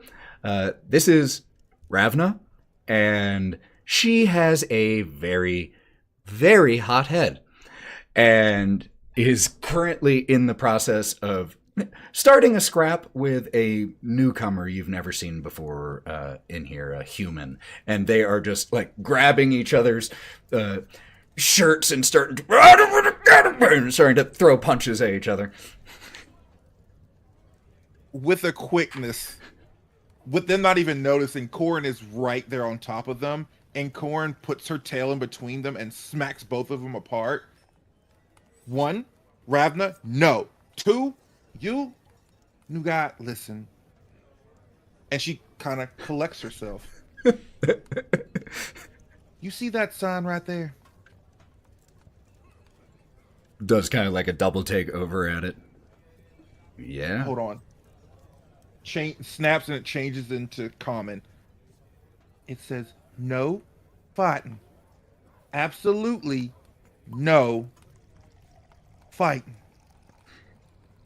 Tell your tales. Use your words. But if you scrap, then I have to get involved. And I don't want that. You don't want me involved, right? No. Ravna, do you No. want me involved? All right. So, that's the number 1 rule. No fighting, and don't steal from me, or I'll take your hands.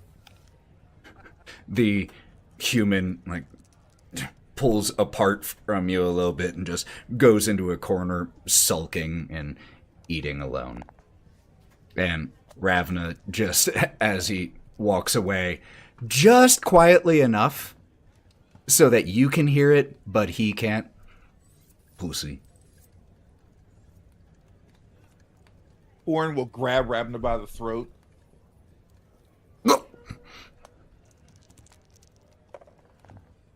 Look, Behave. you.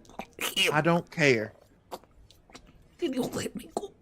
Nope, not until you listen. We're kind to each other here. That's what this whole place is about.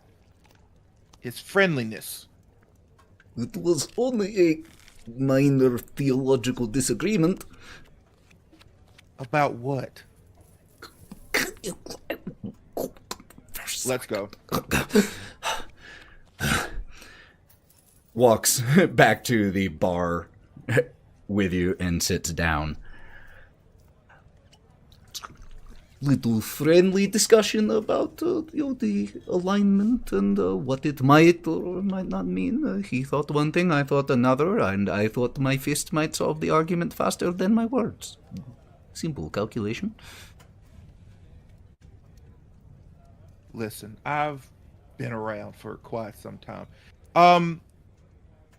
Ravna, I'm 50 years old, okay? Listen, not every fight has to be solved with violence. You can literally talk it out with other people. Yes, other people's But views. if you are I'm not talking it out, is fucking it a done. fight? Okay, I'm sorry, Korrin. Please continue. Thing is, even if you do disagree with each other, you don't have to come to blows all the time. And what about the stars? What are you talking about the stars? Everybody is talking about the stars. He think it mean nothing. I think it mean good thing. He said that I am naive for thinking so. I said that his nose makes satisfying cracking sound when I punch it. It did make satisfying crunching sound for what it's worth. You're paying for his dinner. You know that, right? That is fair. You know, actually, can that be a new policy? If I pay for their dinner, can I punch people? It's good value. No, because then I break that rule, and we have rules here for a reason. If I get punished for breaking rule, then rule is still in effect. Well, if you get punished for breaking the rule, you won't break the rule. Can Right? No. If you know what, I pay for his dinner. We discuss details later. It's fine. There's no discussion. Maybe a little discussion. No discussion. Sorry. And Korrin will press a button on underneath the counter, and there will be on the ceiling, not through the other roof, but on the ceiling, it will show kind of an image of the stars in the sky so she can look at what's going on outside. Got it. Love it. You look You know about the alignment, or at least you've seen it in the sky. Who hasn't in these last months? And they are getting closer together. In your years, most of the time, things like this are nothing. Strange things happen that you can't explain. But when they are something,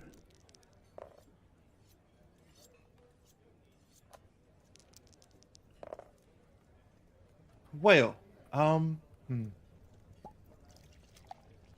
it's, and we'll click it again and it'll disappear. It's nothing to worry about. You know, we've got plenty of people that do these type of things, and will learn about them, and they'll write them in their little journals and all that stuff. You know, it's nothing. you say it's nothing, and you continue to just look up at the image of the night sky above you for a second.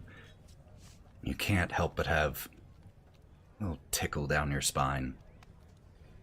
You spent years of your life fighting against incredible odds, things that most people, even if you were to while away the hours telling them these stories, half of them they would not believe. And the other half they probably couldn't stomach to hear. And you've developed instinct over those years. And a shiver runs down your spine when you look at those stars.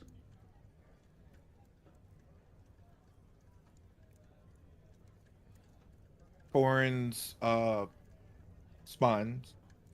She has 3 sets of spines going down in a row. Goes down on 3. 3, yeah. And they just kind of flex a little bit like this. Like something doesn't feel right. Well, I hits a button, makes it disappear. All right. Anyone else want any more soup, any more stew? Like anybody wants seconds or thirds in your case, Blitz? And please fix the bathrooms. I told you. And no extra things. Just I'm gonna improve the design. You don't have to improve everything. At least let me try. We hear this banter between you and your regulars as you continue to ladle out a few more helpings of your famous Korrin stew. And when we pick up next, it's either later that night or the next day, but we see you, Korrin, in the kitchen preparing a snack and a drink for your husband. What are you preparing? What I'm preparing for him, for my husband, Gren Ironhand, my lovely halfling husband. What I'm preparing for him is a loaded baked potato, lots of bacon. He really loves bacon. Even when we were together growing, dating and whatnot, that people called him the bacon guy before they actually learned his real name. But high protein, loaded baked potatoes, a chicken sandwich, and this wonderful 64-ounce gallon or 64-ounce brew in a gourd of purple mixture that smells like berries. We see as you lovingly prepare this, write a little note, tuck it in as you've wrapped it in a cloth. And we see as you head to a door in the back of the back storage room.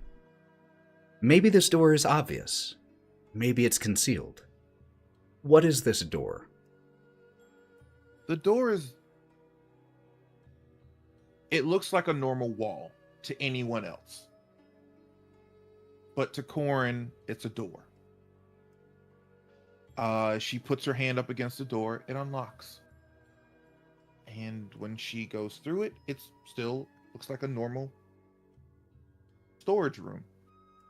Except there is a symbol on the ground that looks like it's been used a lot, to the point where it's etched into the ground. Little scorch marks around it as well. Korrin goes to step on that sigil, and a light activates underneath her, and she disappears. Korrin is gone.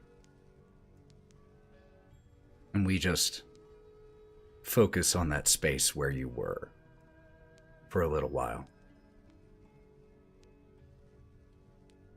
Hours pass. The blaze of virtue. There it is. The blaze of virtue has, quieted enough that you were able to take a little time away. When you return, it is late in the evening.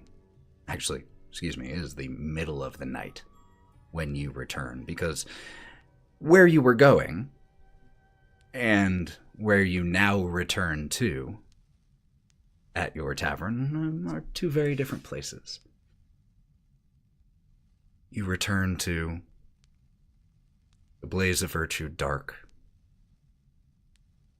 You walk through the storage room. You could walk this building in the dark, by heart, blindfolded, backwards. And so you weave your way through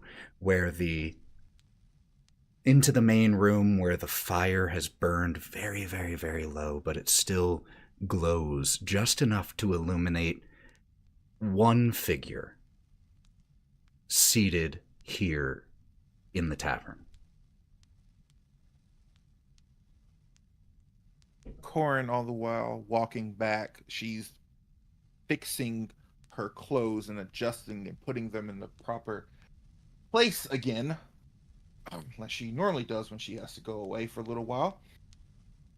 She walks up to the bar, starts pouring herself a drink. You do know that we're closed, so I'm going to give you about 3 seconds to explain yourself while you're here before I throw you out on your ass.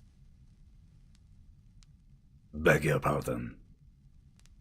And he stands up, walks towards the dim fireplace, and turns his chest so that you can see the tabard that he is wearing.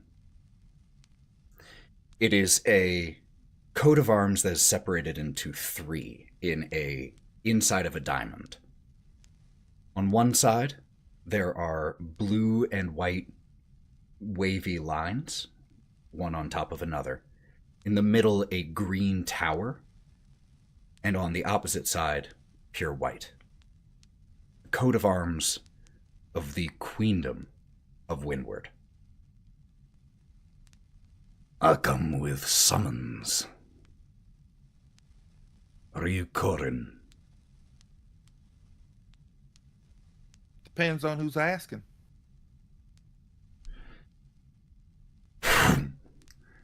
Queen Meleth of Windward, daughter of Queen Meleth, granddaughter of Queen Eleanor, chosen of the gods. Long may she reign. Has needs of your service and requests your immediate attendance in Highgale. Please fucking stop. All you fucking royals are the same. God damn. What? Why is she asking me? Why is she bothering me? Please. He leans down and goes to take like a little stick and that is still on fire and pull it out. Is it all right if I smoke in here? I don't fucking care. It's the middle of the goddamn night. Like, what do you want? He lights his pipe, and as he's doing so, like as he's in the process of puffing on it and lighting it. Before I came here, when I was sent, I did research on you. If you are Korrin, then I think you already know why. Don't you?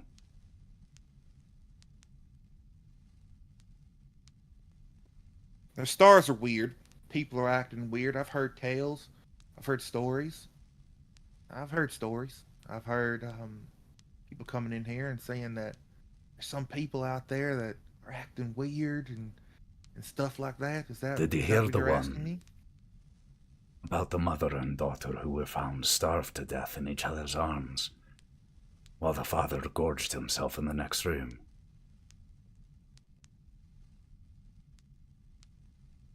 Did you hear the one about the travelers who walked into a town and found half of the citizens dead in the streets, and the other half walking about their business, blood still on their hands?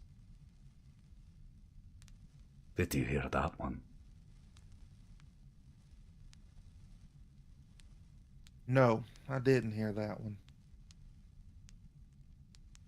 These are dark hours, and Her Majesty requests your assistance.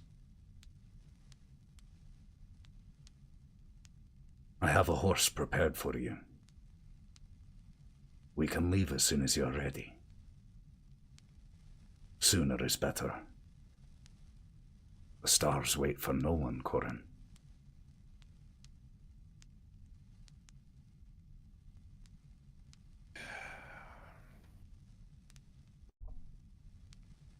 Korrin downs her drink, puts it down. You're not going to leave my bar until I leave with you, are you?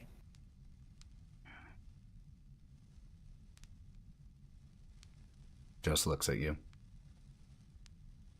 Yeah, I figured as much. All right. Look, I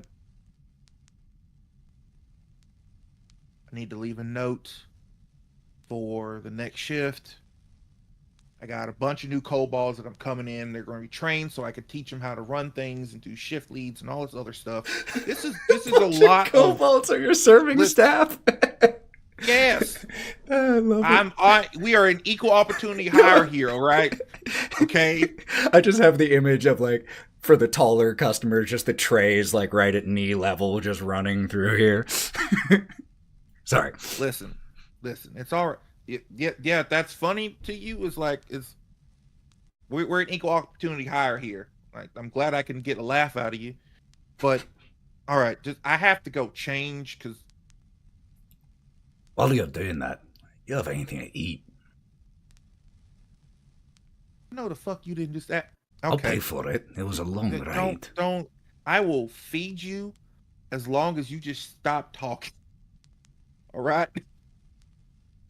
Gives you a thumbs up. You can't talk with your mouth full. All right. Have a seat.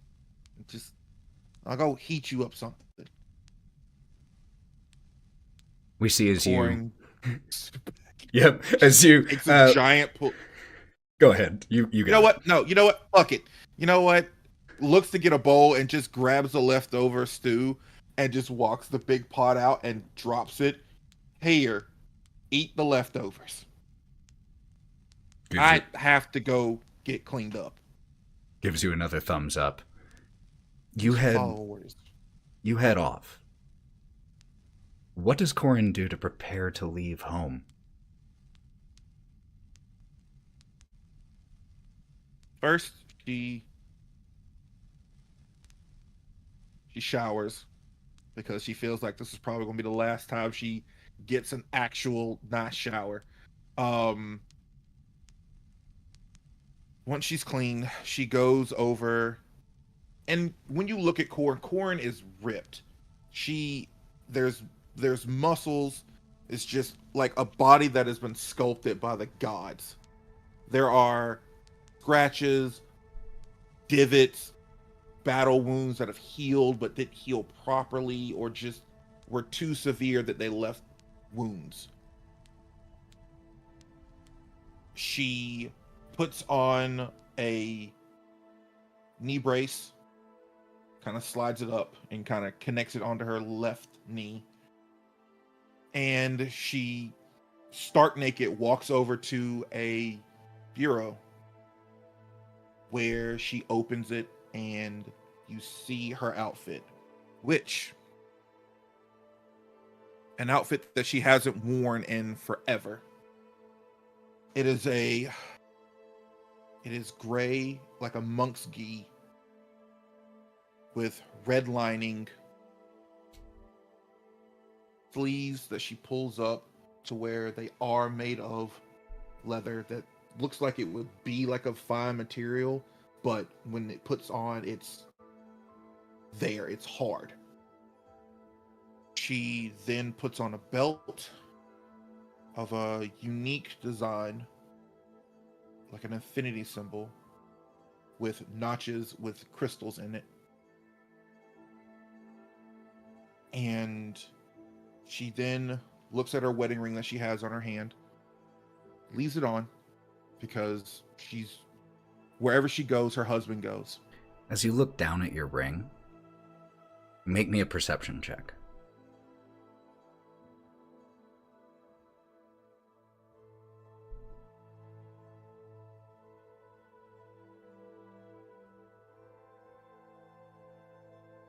You were muted by I think I lip read 21.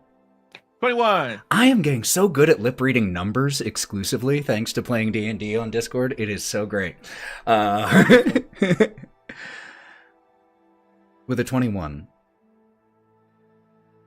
you barely hear these soft footfalls of your husband approaching. And then you hear as he stops at the door to your room. Hey.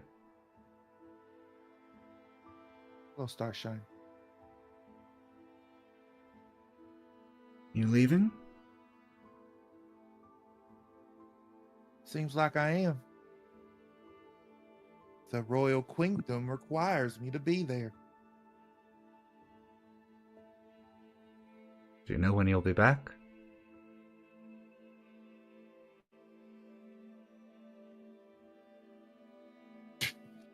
Knowing me, it'll take about like a week or a couple of weeks. Hell, even maybe 2 days. He, as you start to lose your words, walks up next to you and catches your hand that you're just gesticulating aimlessly with. Of course they came to you. They'd be idiots not to. It's all right. The virtue will be able to subsist without you for a little while. I'll even throw in a helping hand. I don't make your stew as well as you. You never told me the full ingredients. I've never been able to guess them, but I will do my best. And you're going to do great. Whatever it is. The secret ingredient's love. That wasn't exactly a secret, my love. You put love into everything you do. It's one of the things I fell in love with. Is it? It's about those stars, isn't it? Yeah, they are. It is. They've been tracking weird, and I've been tracking them, and I didn't know what they were for. Something's off. The world's off. It's been crying out, but I didn't know how to help it. And he's crouched down to his level, by the way, now. Well, if anyone will figure something out, it's you. I love you. We'll be okay here. Don't worry about us.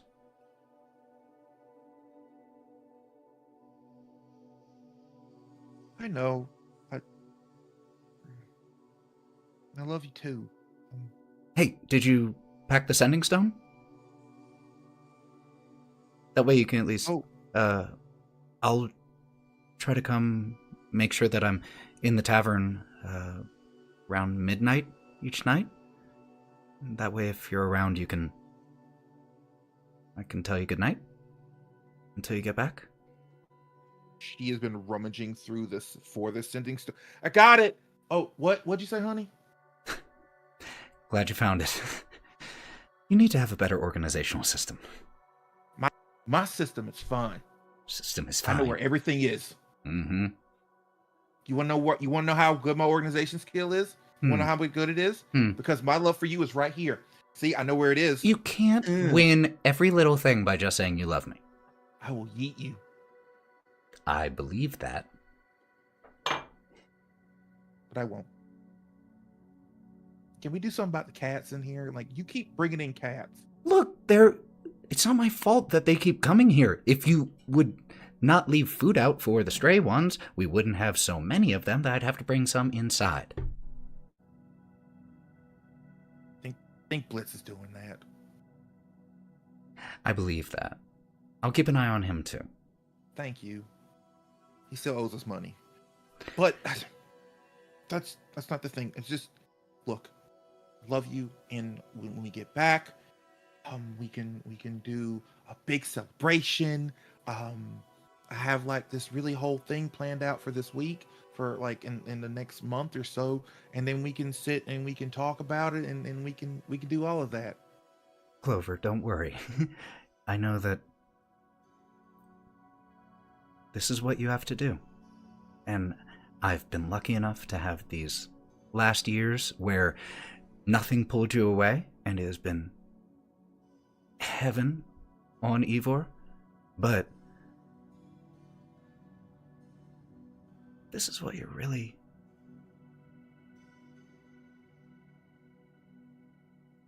This is what you were put here for. It's to help people.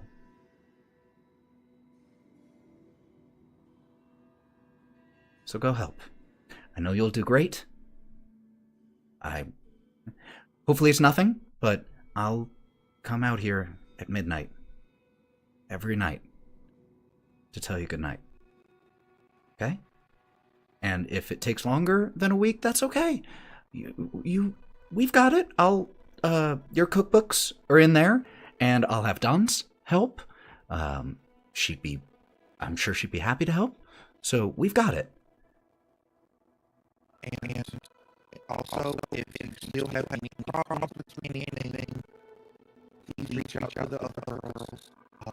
Tali, Ghana, Kiri, and Luna, all of them, they'll be able to help if you need them, okay?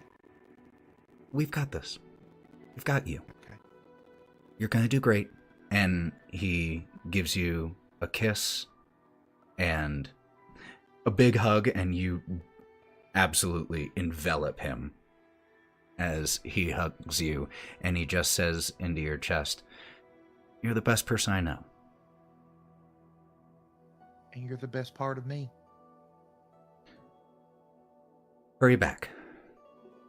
Oh, is there any leftover bacon?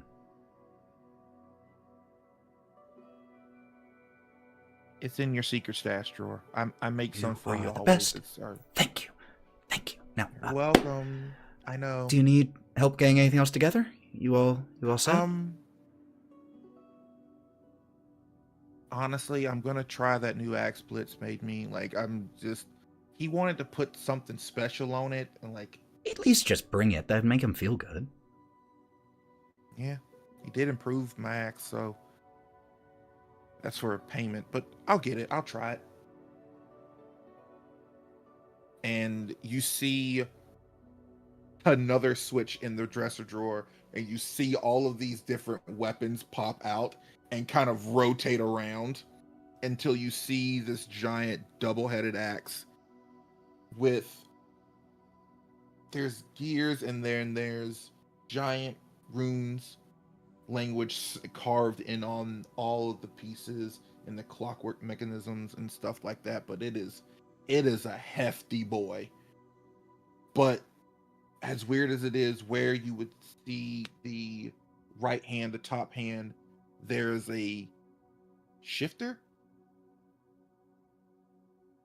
and she just cranks it, and it kind of makes a noise. Well, I guess this is what he wants me to use, so I'll just use it. And as you go to, like, press the button to close your stash once again, oh, wait!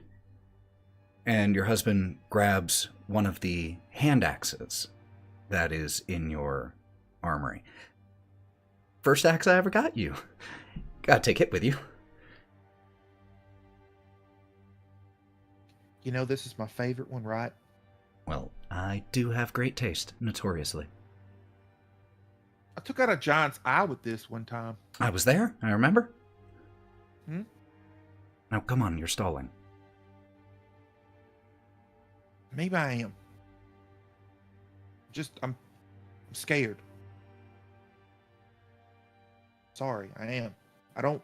You're scared? I honestly don't. Yes, don't rub it in. I am scared. I don't know if I still got it, to be honest with you.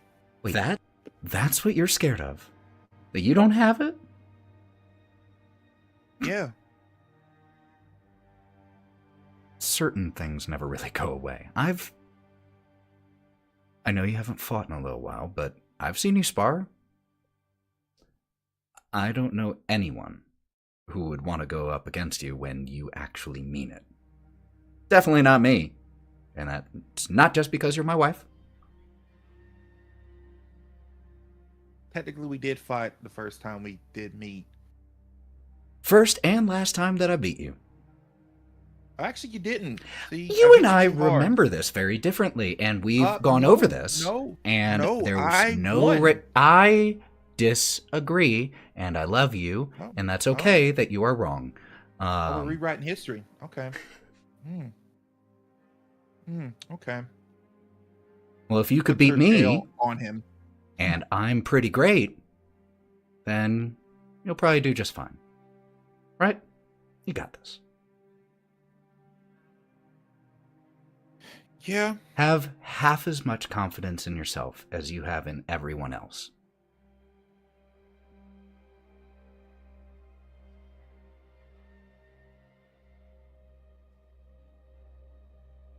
All right, I'm stalling. All right. Come on. Okay. I'm pretty sure that guy's already ate up all the stew. I gave him the big pot.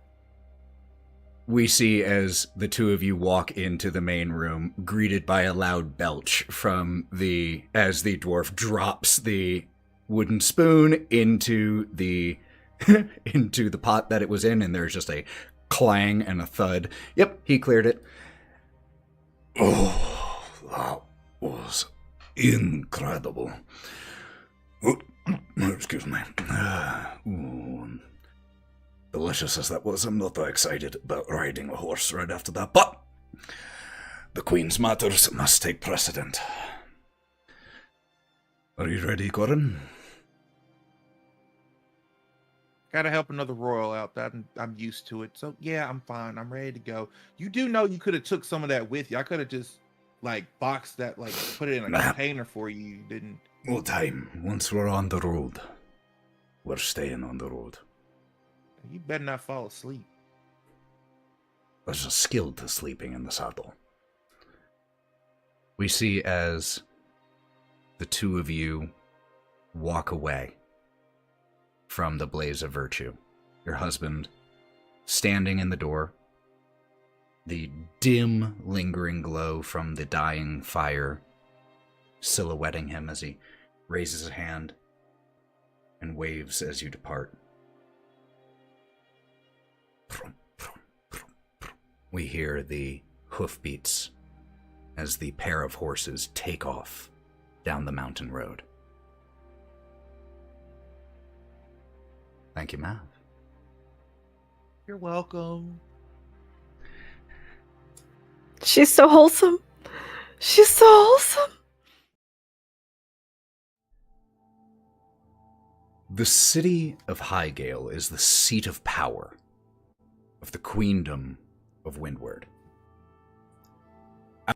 Outside of the walls of Highgale, the jungle still presses close.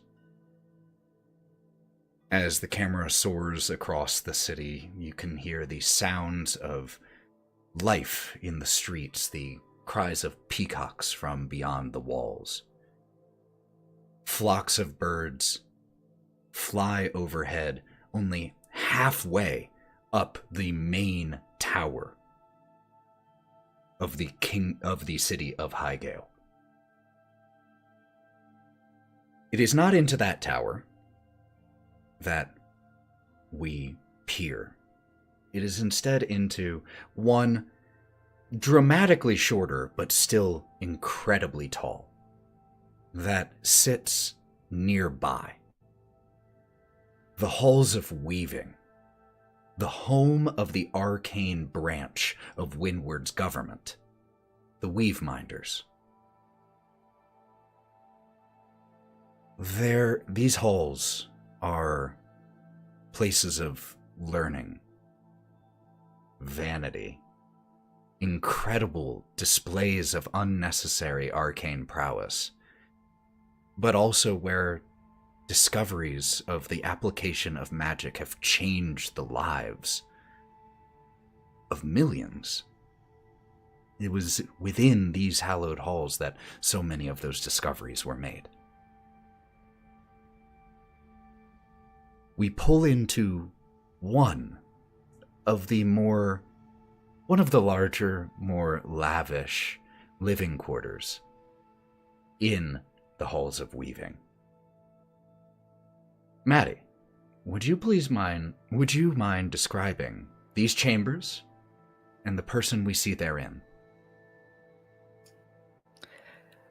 As was mentioned, it is large. Too large, almost, to fit in the tower. It seems to extend beyond the walls, in a way. Every wall is covered either in a gorgeous hand-woven tapestry of the finest silk, depicting scenes of battle, journey, stories, and mythology. Or it is lined with bookshelves. Each bookshelf is filled to the top with tomes, some of which are embossed in gold, some that seem to be one-of-a-kind journals and textbooks. And where there isn't a book, there sits an artifact. Everything from a delicate golden dragon egg to almost what appears to be a withered hand on a chain. Every inch of the walls are covered with treasure. Treasure that could pay the tuition of an entire child's life. The furniture is all single wood redwood, each piece carved rather than created from various trees. There's a wooden bed that has beautiful velvet drapery on it. It's small. A one-person sort of bed. And a large redwood table made out of a single piece of wood, which sits a middle-aged elven woman, dressed in a beautifully hand-woven silk robe that is pulled up to her elbows. She has dozens upon dozens of papers sitting in front of her, scattered. Some that depict star charts, some that have complicated runes and arcane symbols that she seems to read with ease. She is tall, just over 6 feet tall, with a almost white gold hair that is pulled back in intricate braids, and each braid is clamped with a golden bead. She has a face that is all angles. Her eyebrows are almost peaked, angular, with angular cheekbones and jawline. She's thin, unhealthily thin. And every inch of her skin is covered in dark, carved runes. Halfway between a tattoo and a scar, they seem to be carved within her skin.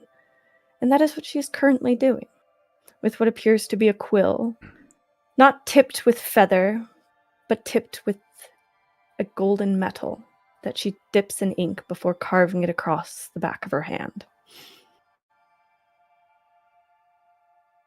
As you begin to move this quill across your flesh, there is another quill that sits still untouched on your desk ever since you used it a day ago to sign the construction order, the final go-ahead for a plan that you had put in place. Papers and reports also stacked on your desk. Rumors of happenings in local and faraway towns. Whispers that some may not have even made it to the ears of the Queen's closest advisors yet. There is a soft knock on your door. What is it now? The door opens. Do you turn when the door opens, or do you not acknowledge directly the person who walks in? She does not turn. She doesn't even look over her shoulder, as she is assuming that this is her butler, and that he will walk in, say his piece, and leave as he normally does.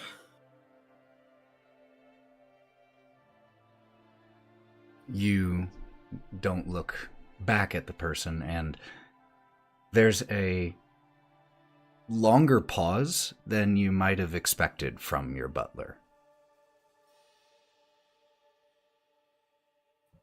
And as you do eventually turn to see who has entered your room, you see your sister. She looks around your quarters. Oh, sister. I don't know if I've ever actually been in these chambers of yours. These are truly beautiful. Could you please describe... I repeat what I said. Oh, sorry, go ahead. What is it now? And she is where she was gently holding the quill knife. It is now partially embedded in her hand the second she saw her sister. And I will describe her sister for you. While Kalista is all angles and bone thin, her sister is a lot more curvaceous. She has much more supple round cheeks that almost have a rosy hint to them. Her hair is shortly cropped to her shoulders in a slightly curled bob. She is dressed in a simple silvery robe with kind, icy blue eyes that are the only undeniable feature between the two sisters is their eyes. They share the same eyes, although Kalista's are always in a glare. Her sisters are always softly set. I apologize for interrupting, Kalista. If I've come at a bad time, I can come back. Just get it over with. What do you want, Saren? And you can see that you have your demeanor does not surprise Saren anymore, though it still wounds her every time. I Simply, I heard about what you were doing. I know your feelings towards the gods, but you do work in their name whether you know it or not.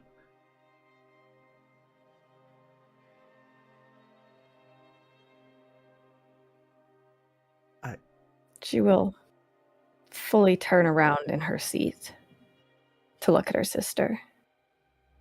My feelings towards the gods are not towards the gods themselves, but towards the zealots who sell their selves to them. And what I do in the name of knowledge and magic, not in the name of gods. Is that whose name They are you just do it in, known- sister? Not yours? Everything needs a title. My name simply is easier to head this.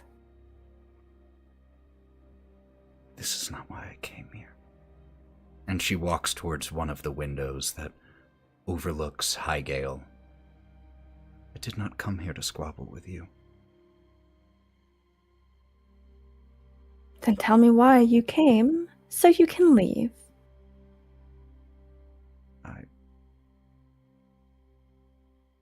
I suppose I don't know. I don't know why I came.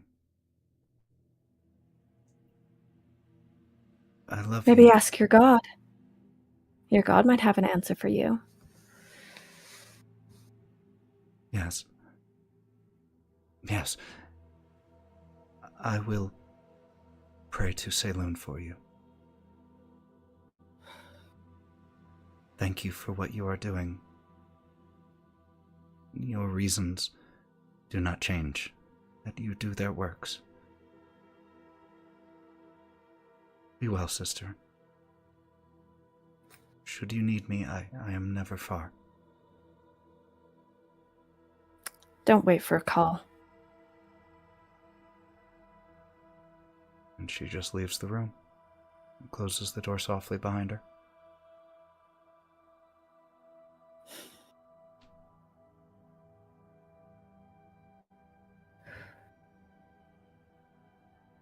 Kalista will take a moment before casting Prestidigitation to clean the blood off of the papers.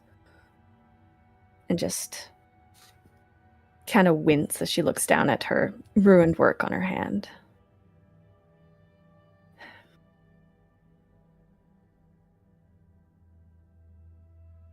Always a burden. And she's going to start to bundle up all of the papers, all of the notes that she's collected from her various books and library. And she's going to bundle them all up into a travel journal and start preparing herself to leave. We see as you begin to gather your things, and the camera will cut. The sound of countless blacksmiths, the forging of adamantine. There are, as the camera fades back in, we see dozens of smiths and artificers at work in a large workshop that is glowing orange from the numerous different furnaces and forges, all working here, united in one common purpose. From the shadows here, as these sparks from different works cast occasional bright light, we see the sharp face of Kalista watching over this process. Aaron, what things do we see the various smiths and artificers of the Queen's command working on in here at this moment? You see illuminated by giant hammer strikes. The formations of plate, of joints, of appendages, all being carefully, but almost with the brutality, put together. And from a distance, it almost looks like a well-rehearsed dance, the way that these forgers are moving around, pulling chains to lift pieces, using tongs to remove heated metal from the furnaces. And it is a sight to behold. The forging of adamantine armor on a scale that hasn't quite been seen before. The large chamber that we see is not illuminated by any windows or outside light. It is the glowing of molten metal and countless candles in here. The work of the artificers being overseen directly by Kalista, the representative of the Weaveminders here.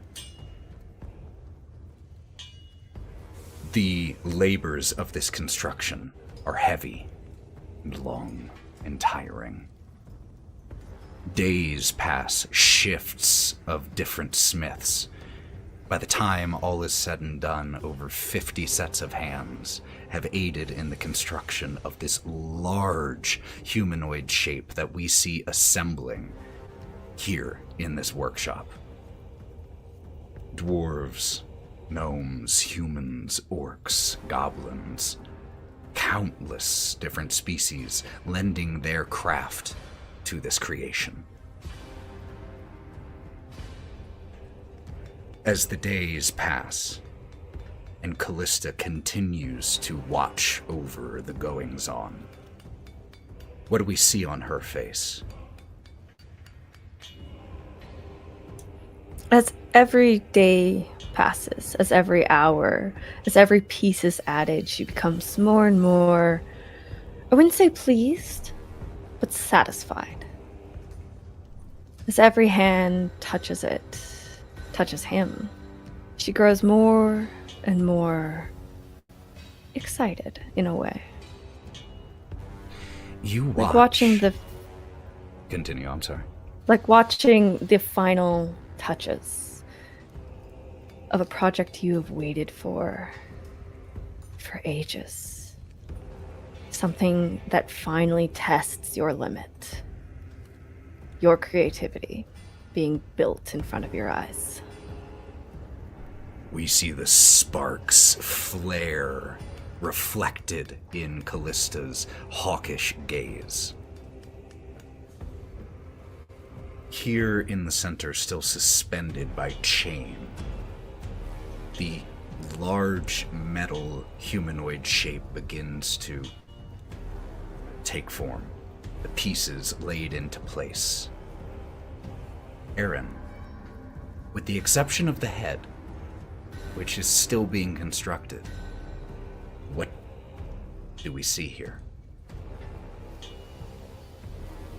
We see a massive figure.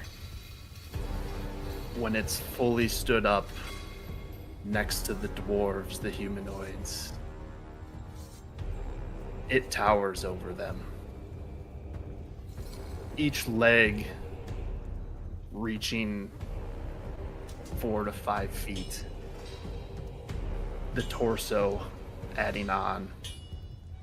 And as the camera pans up, there's the attachment of a giant metal belt with flames engraved on it.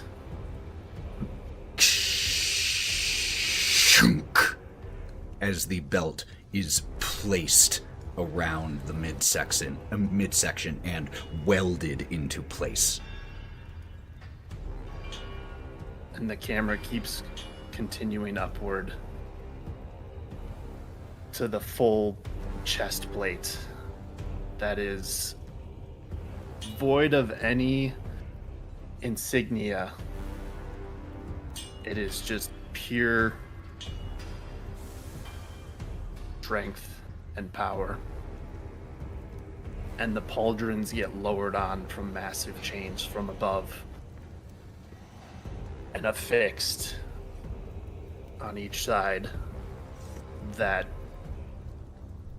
are almost the same size as the chess piece. And eventually the hammering slowly stops. And the light from the forge is dim as more candles are brought in to illuminate the room. We see now as the head is placed atop the chest here. Could you describe the head as it is lowered into place? Of course. It looks almost as if it's one smooth piece. Void of face. Eye slits that go across. And one down the middle.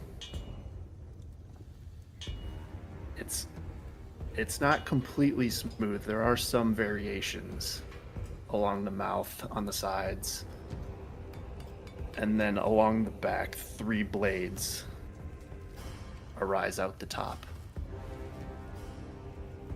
And everything with the candlelight flickering across it has a shimmer of bronzish metallic. And we see as the work, at least the work of the artificers and the smiths has completed on this shape, on you, they do not stop their labors. And behind in the distance, we see another similar shape being constructed. But focusing on this one still. As the smiths and artificers move away, there are 7 individuals who come in a circle around this completed work. Does this work have a name?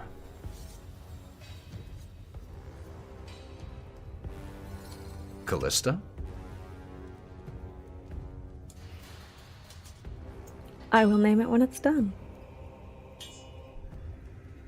7 figures encircle this metal being, all dressed in the garb of 7 different faiths. Moradin, Ilmater, Chantia, Selûne, Kelemvor, Bahamut, and Sylvanas. Priests and clerics of 7 gods. The priest of Moradin steps forward. He is a stout dwarf dressed in ceremonial, heavy, rune-etched mithril armor with a smith's apron draped over it. And his beard is braided with iron rings, which themselves have prayers further inscribed on them in Dwarvish. And he breaks the circle and walks towards this creation.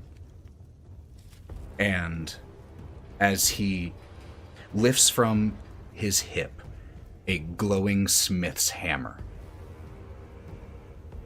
In the name of the Soul Forger, Moradin, I bless this creation. What blessing does he place upon this, Aaron? On this massive figure gets placed a long piece of white cloth, frayed at the edges, but inscribed in arcane language. And if one were to get close enough and read off of this cloth, it would say, I reject the whispers of apathy and the chains of avoidance. The Soul Forger's work is unending, and I am his instrument. I swear to labor without rest, to fight without hesitation, and to burn the shadow of sloth from my soul with the flame of diligence. Takes this piece of cloth, takes a nail, and with the glowing hammer, drives the nail into you and affixes this scroll of blessing. The priest of Morden steps back into the circle. Priestess of Ilmater, clad in simple, tattered robes, bound with a red cord around the waist. Her hands are wrapped in linen, brows smeared with ash. In the name of Ilmater, the one who endures, I bless this creation. Aaron? I am but dust before the one who endures. My arrogance shall be broken upon the anvil of humility. I swear to bow before the wisdom of my companions and the will of Ilmater. Lest pride blind me to my duty. I shall overcome through service and sacrifice. Takes a small dagger, cuts her thumb, presses the scroll of blessing onto you, and presses the blood onto the top. And where the blood was, the scroll affixes to you. The next priestess of Chantia, a warm, kind-eyed woman with a flowing cloak reminiscent of woven wheat stalks. In the name of the Earth Mother, Chantia, I bless this creation. The wealth of the world is not mine to hoard. Let my grasping hands be stayed by the Earth Mother's decree. I vow to give freely of my strength, my spoils, and my blood for the betterment of this world. Greed shall find no purchase in my soul, for I desire only the victory of all.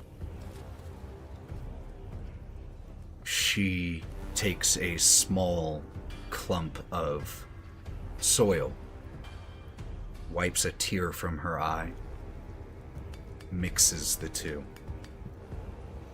presses the scroll of blessing with the soil, and it affixes.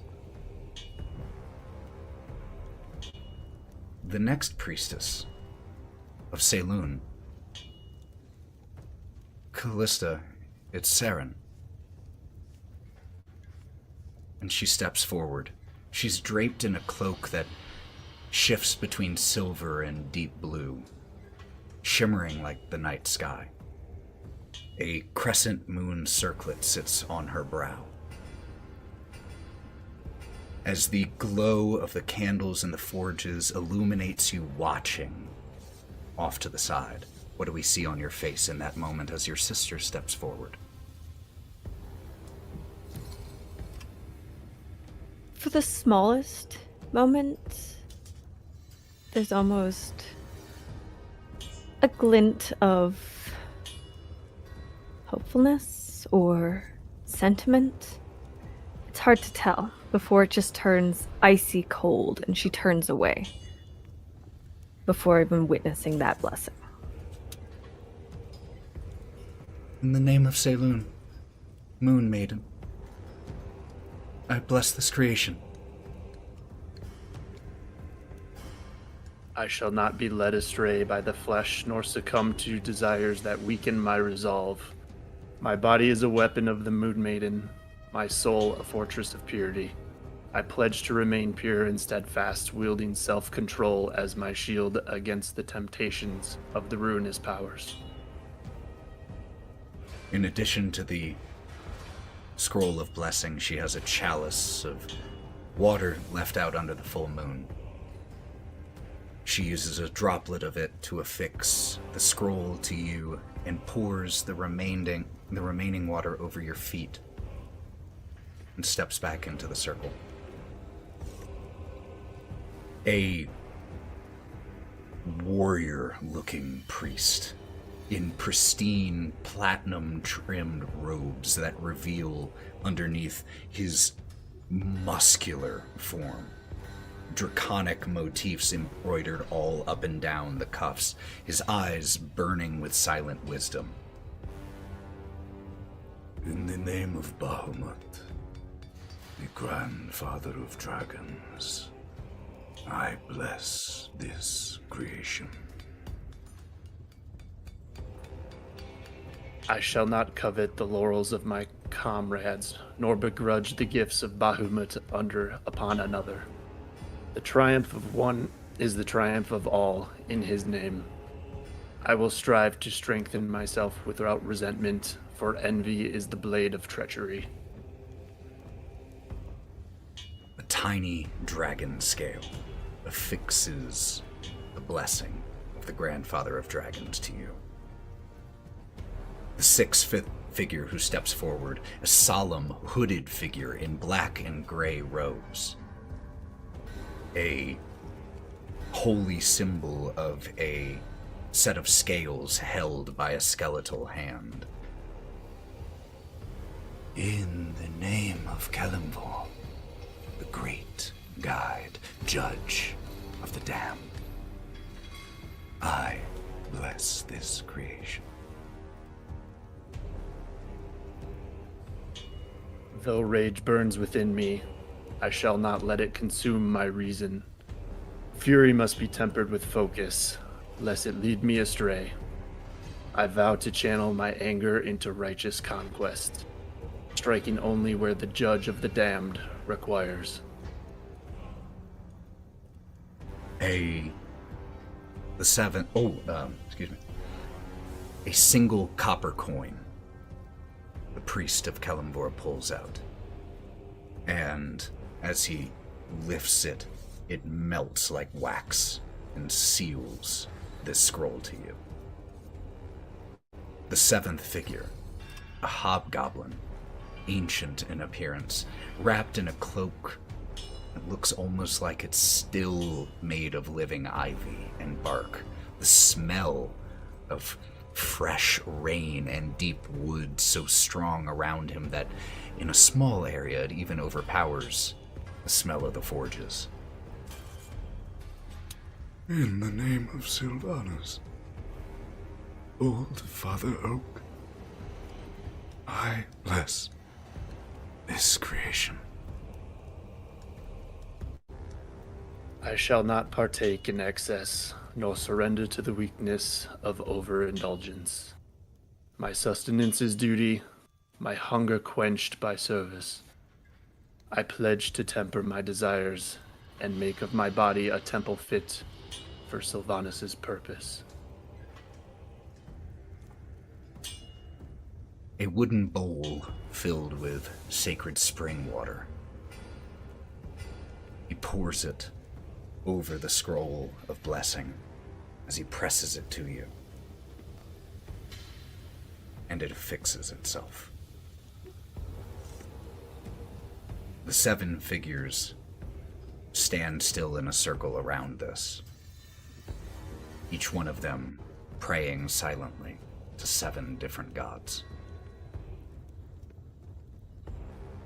And then we see that they are gone.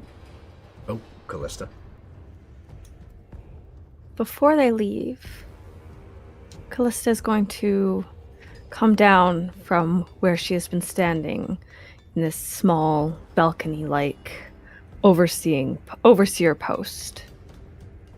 And she will walk between the seven figures, just between a couple of them, to make her way to the hulking figure in the middle.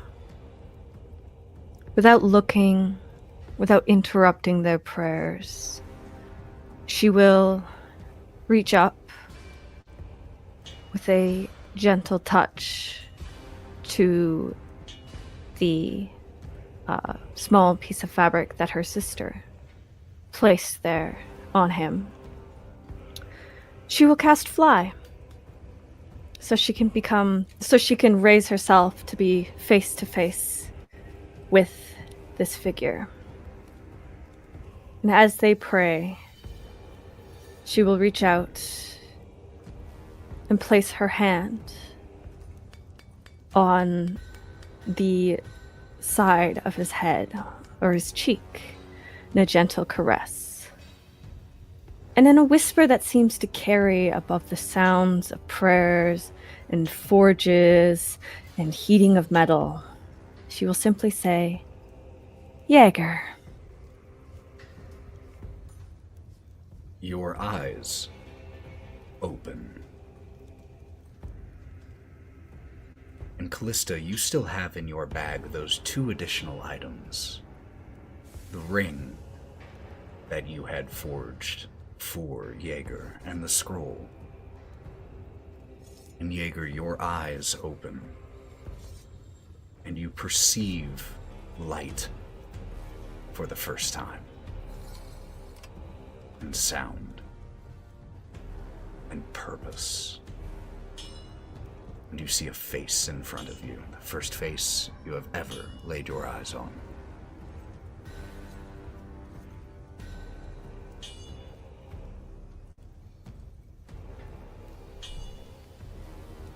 And his head slowly tilts up to meet hers, which she's hovering slightly above his. And it is a beam of orangish gold light from behind the helmet. And his movements start slow, but very fluid and very direct. But he remains focused on Kalista. And after a second says, "What is the meaning of this creation?"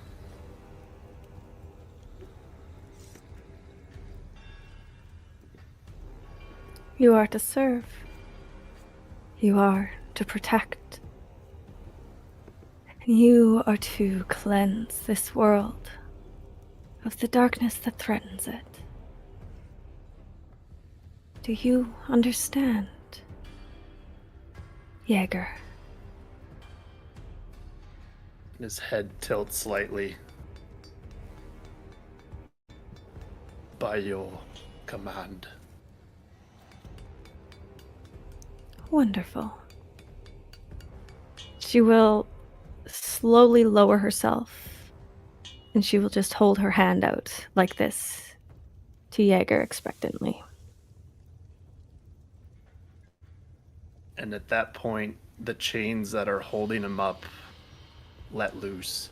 Shink, and you drop And he, to the ground. His weight cracks the stone underneath. And from the sides, behind the priests and priestesses, a few of who are carried a towering shield and an extremely large trident. And he reaches both hands out and grabs them. When you hit the ground, a few of the priests and priestesses stumble as there is just this shockwave as your weight lands. And they stumble back, clearing away from you in shock and awe. And you reach out and you grab the massive shield and trident made for only one wielder. You.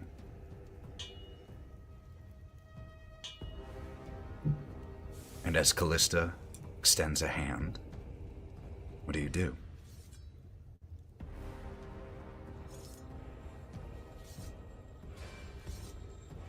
He, instead of reaching out a hand,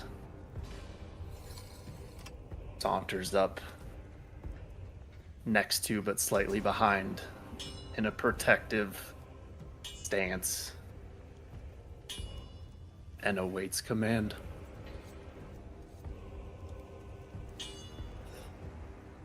Give me your hand, Jaeger.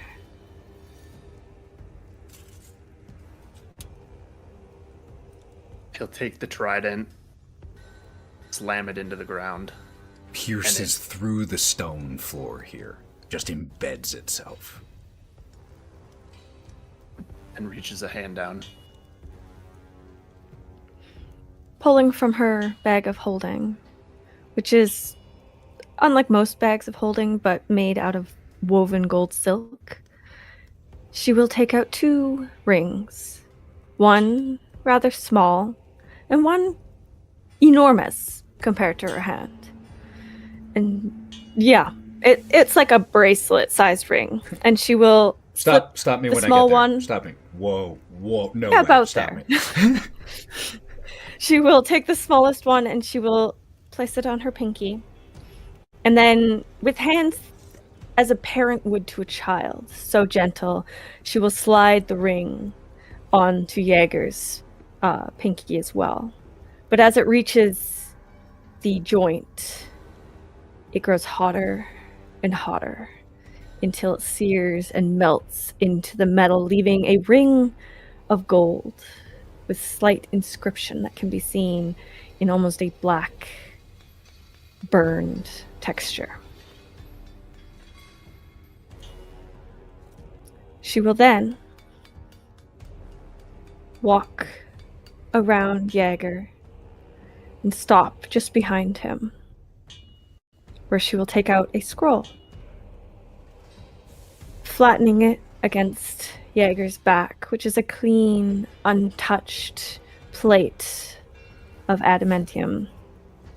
Might have said that wrong. Don't worry about it.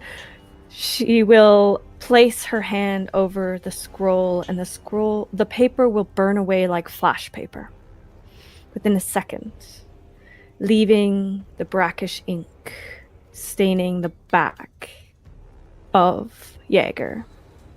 A scroll that she wrote herself. A scroll that she knows what it does. After that, she will turn around, or she'll walk around and face him once again. Arm yourself, Jaeger. I think it is time for us to go. Grabs the trident, which, as his hand touches it, a slight flare of radiant flame scorches up it and diminishes. And he will follow.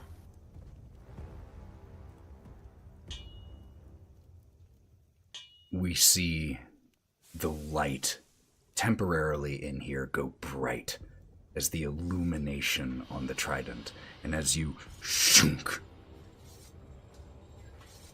unearth it from where you had embedded it. We see Kalista walking in front with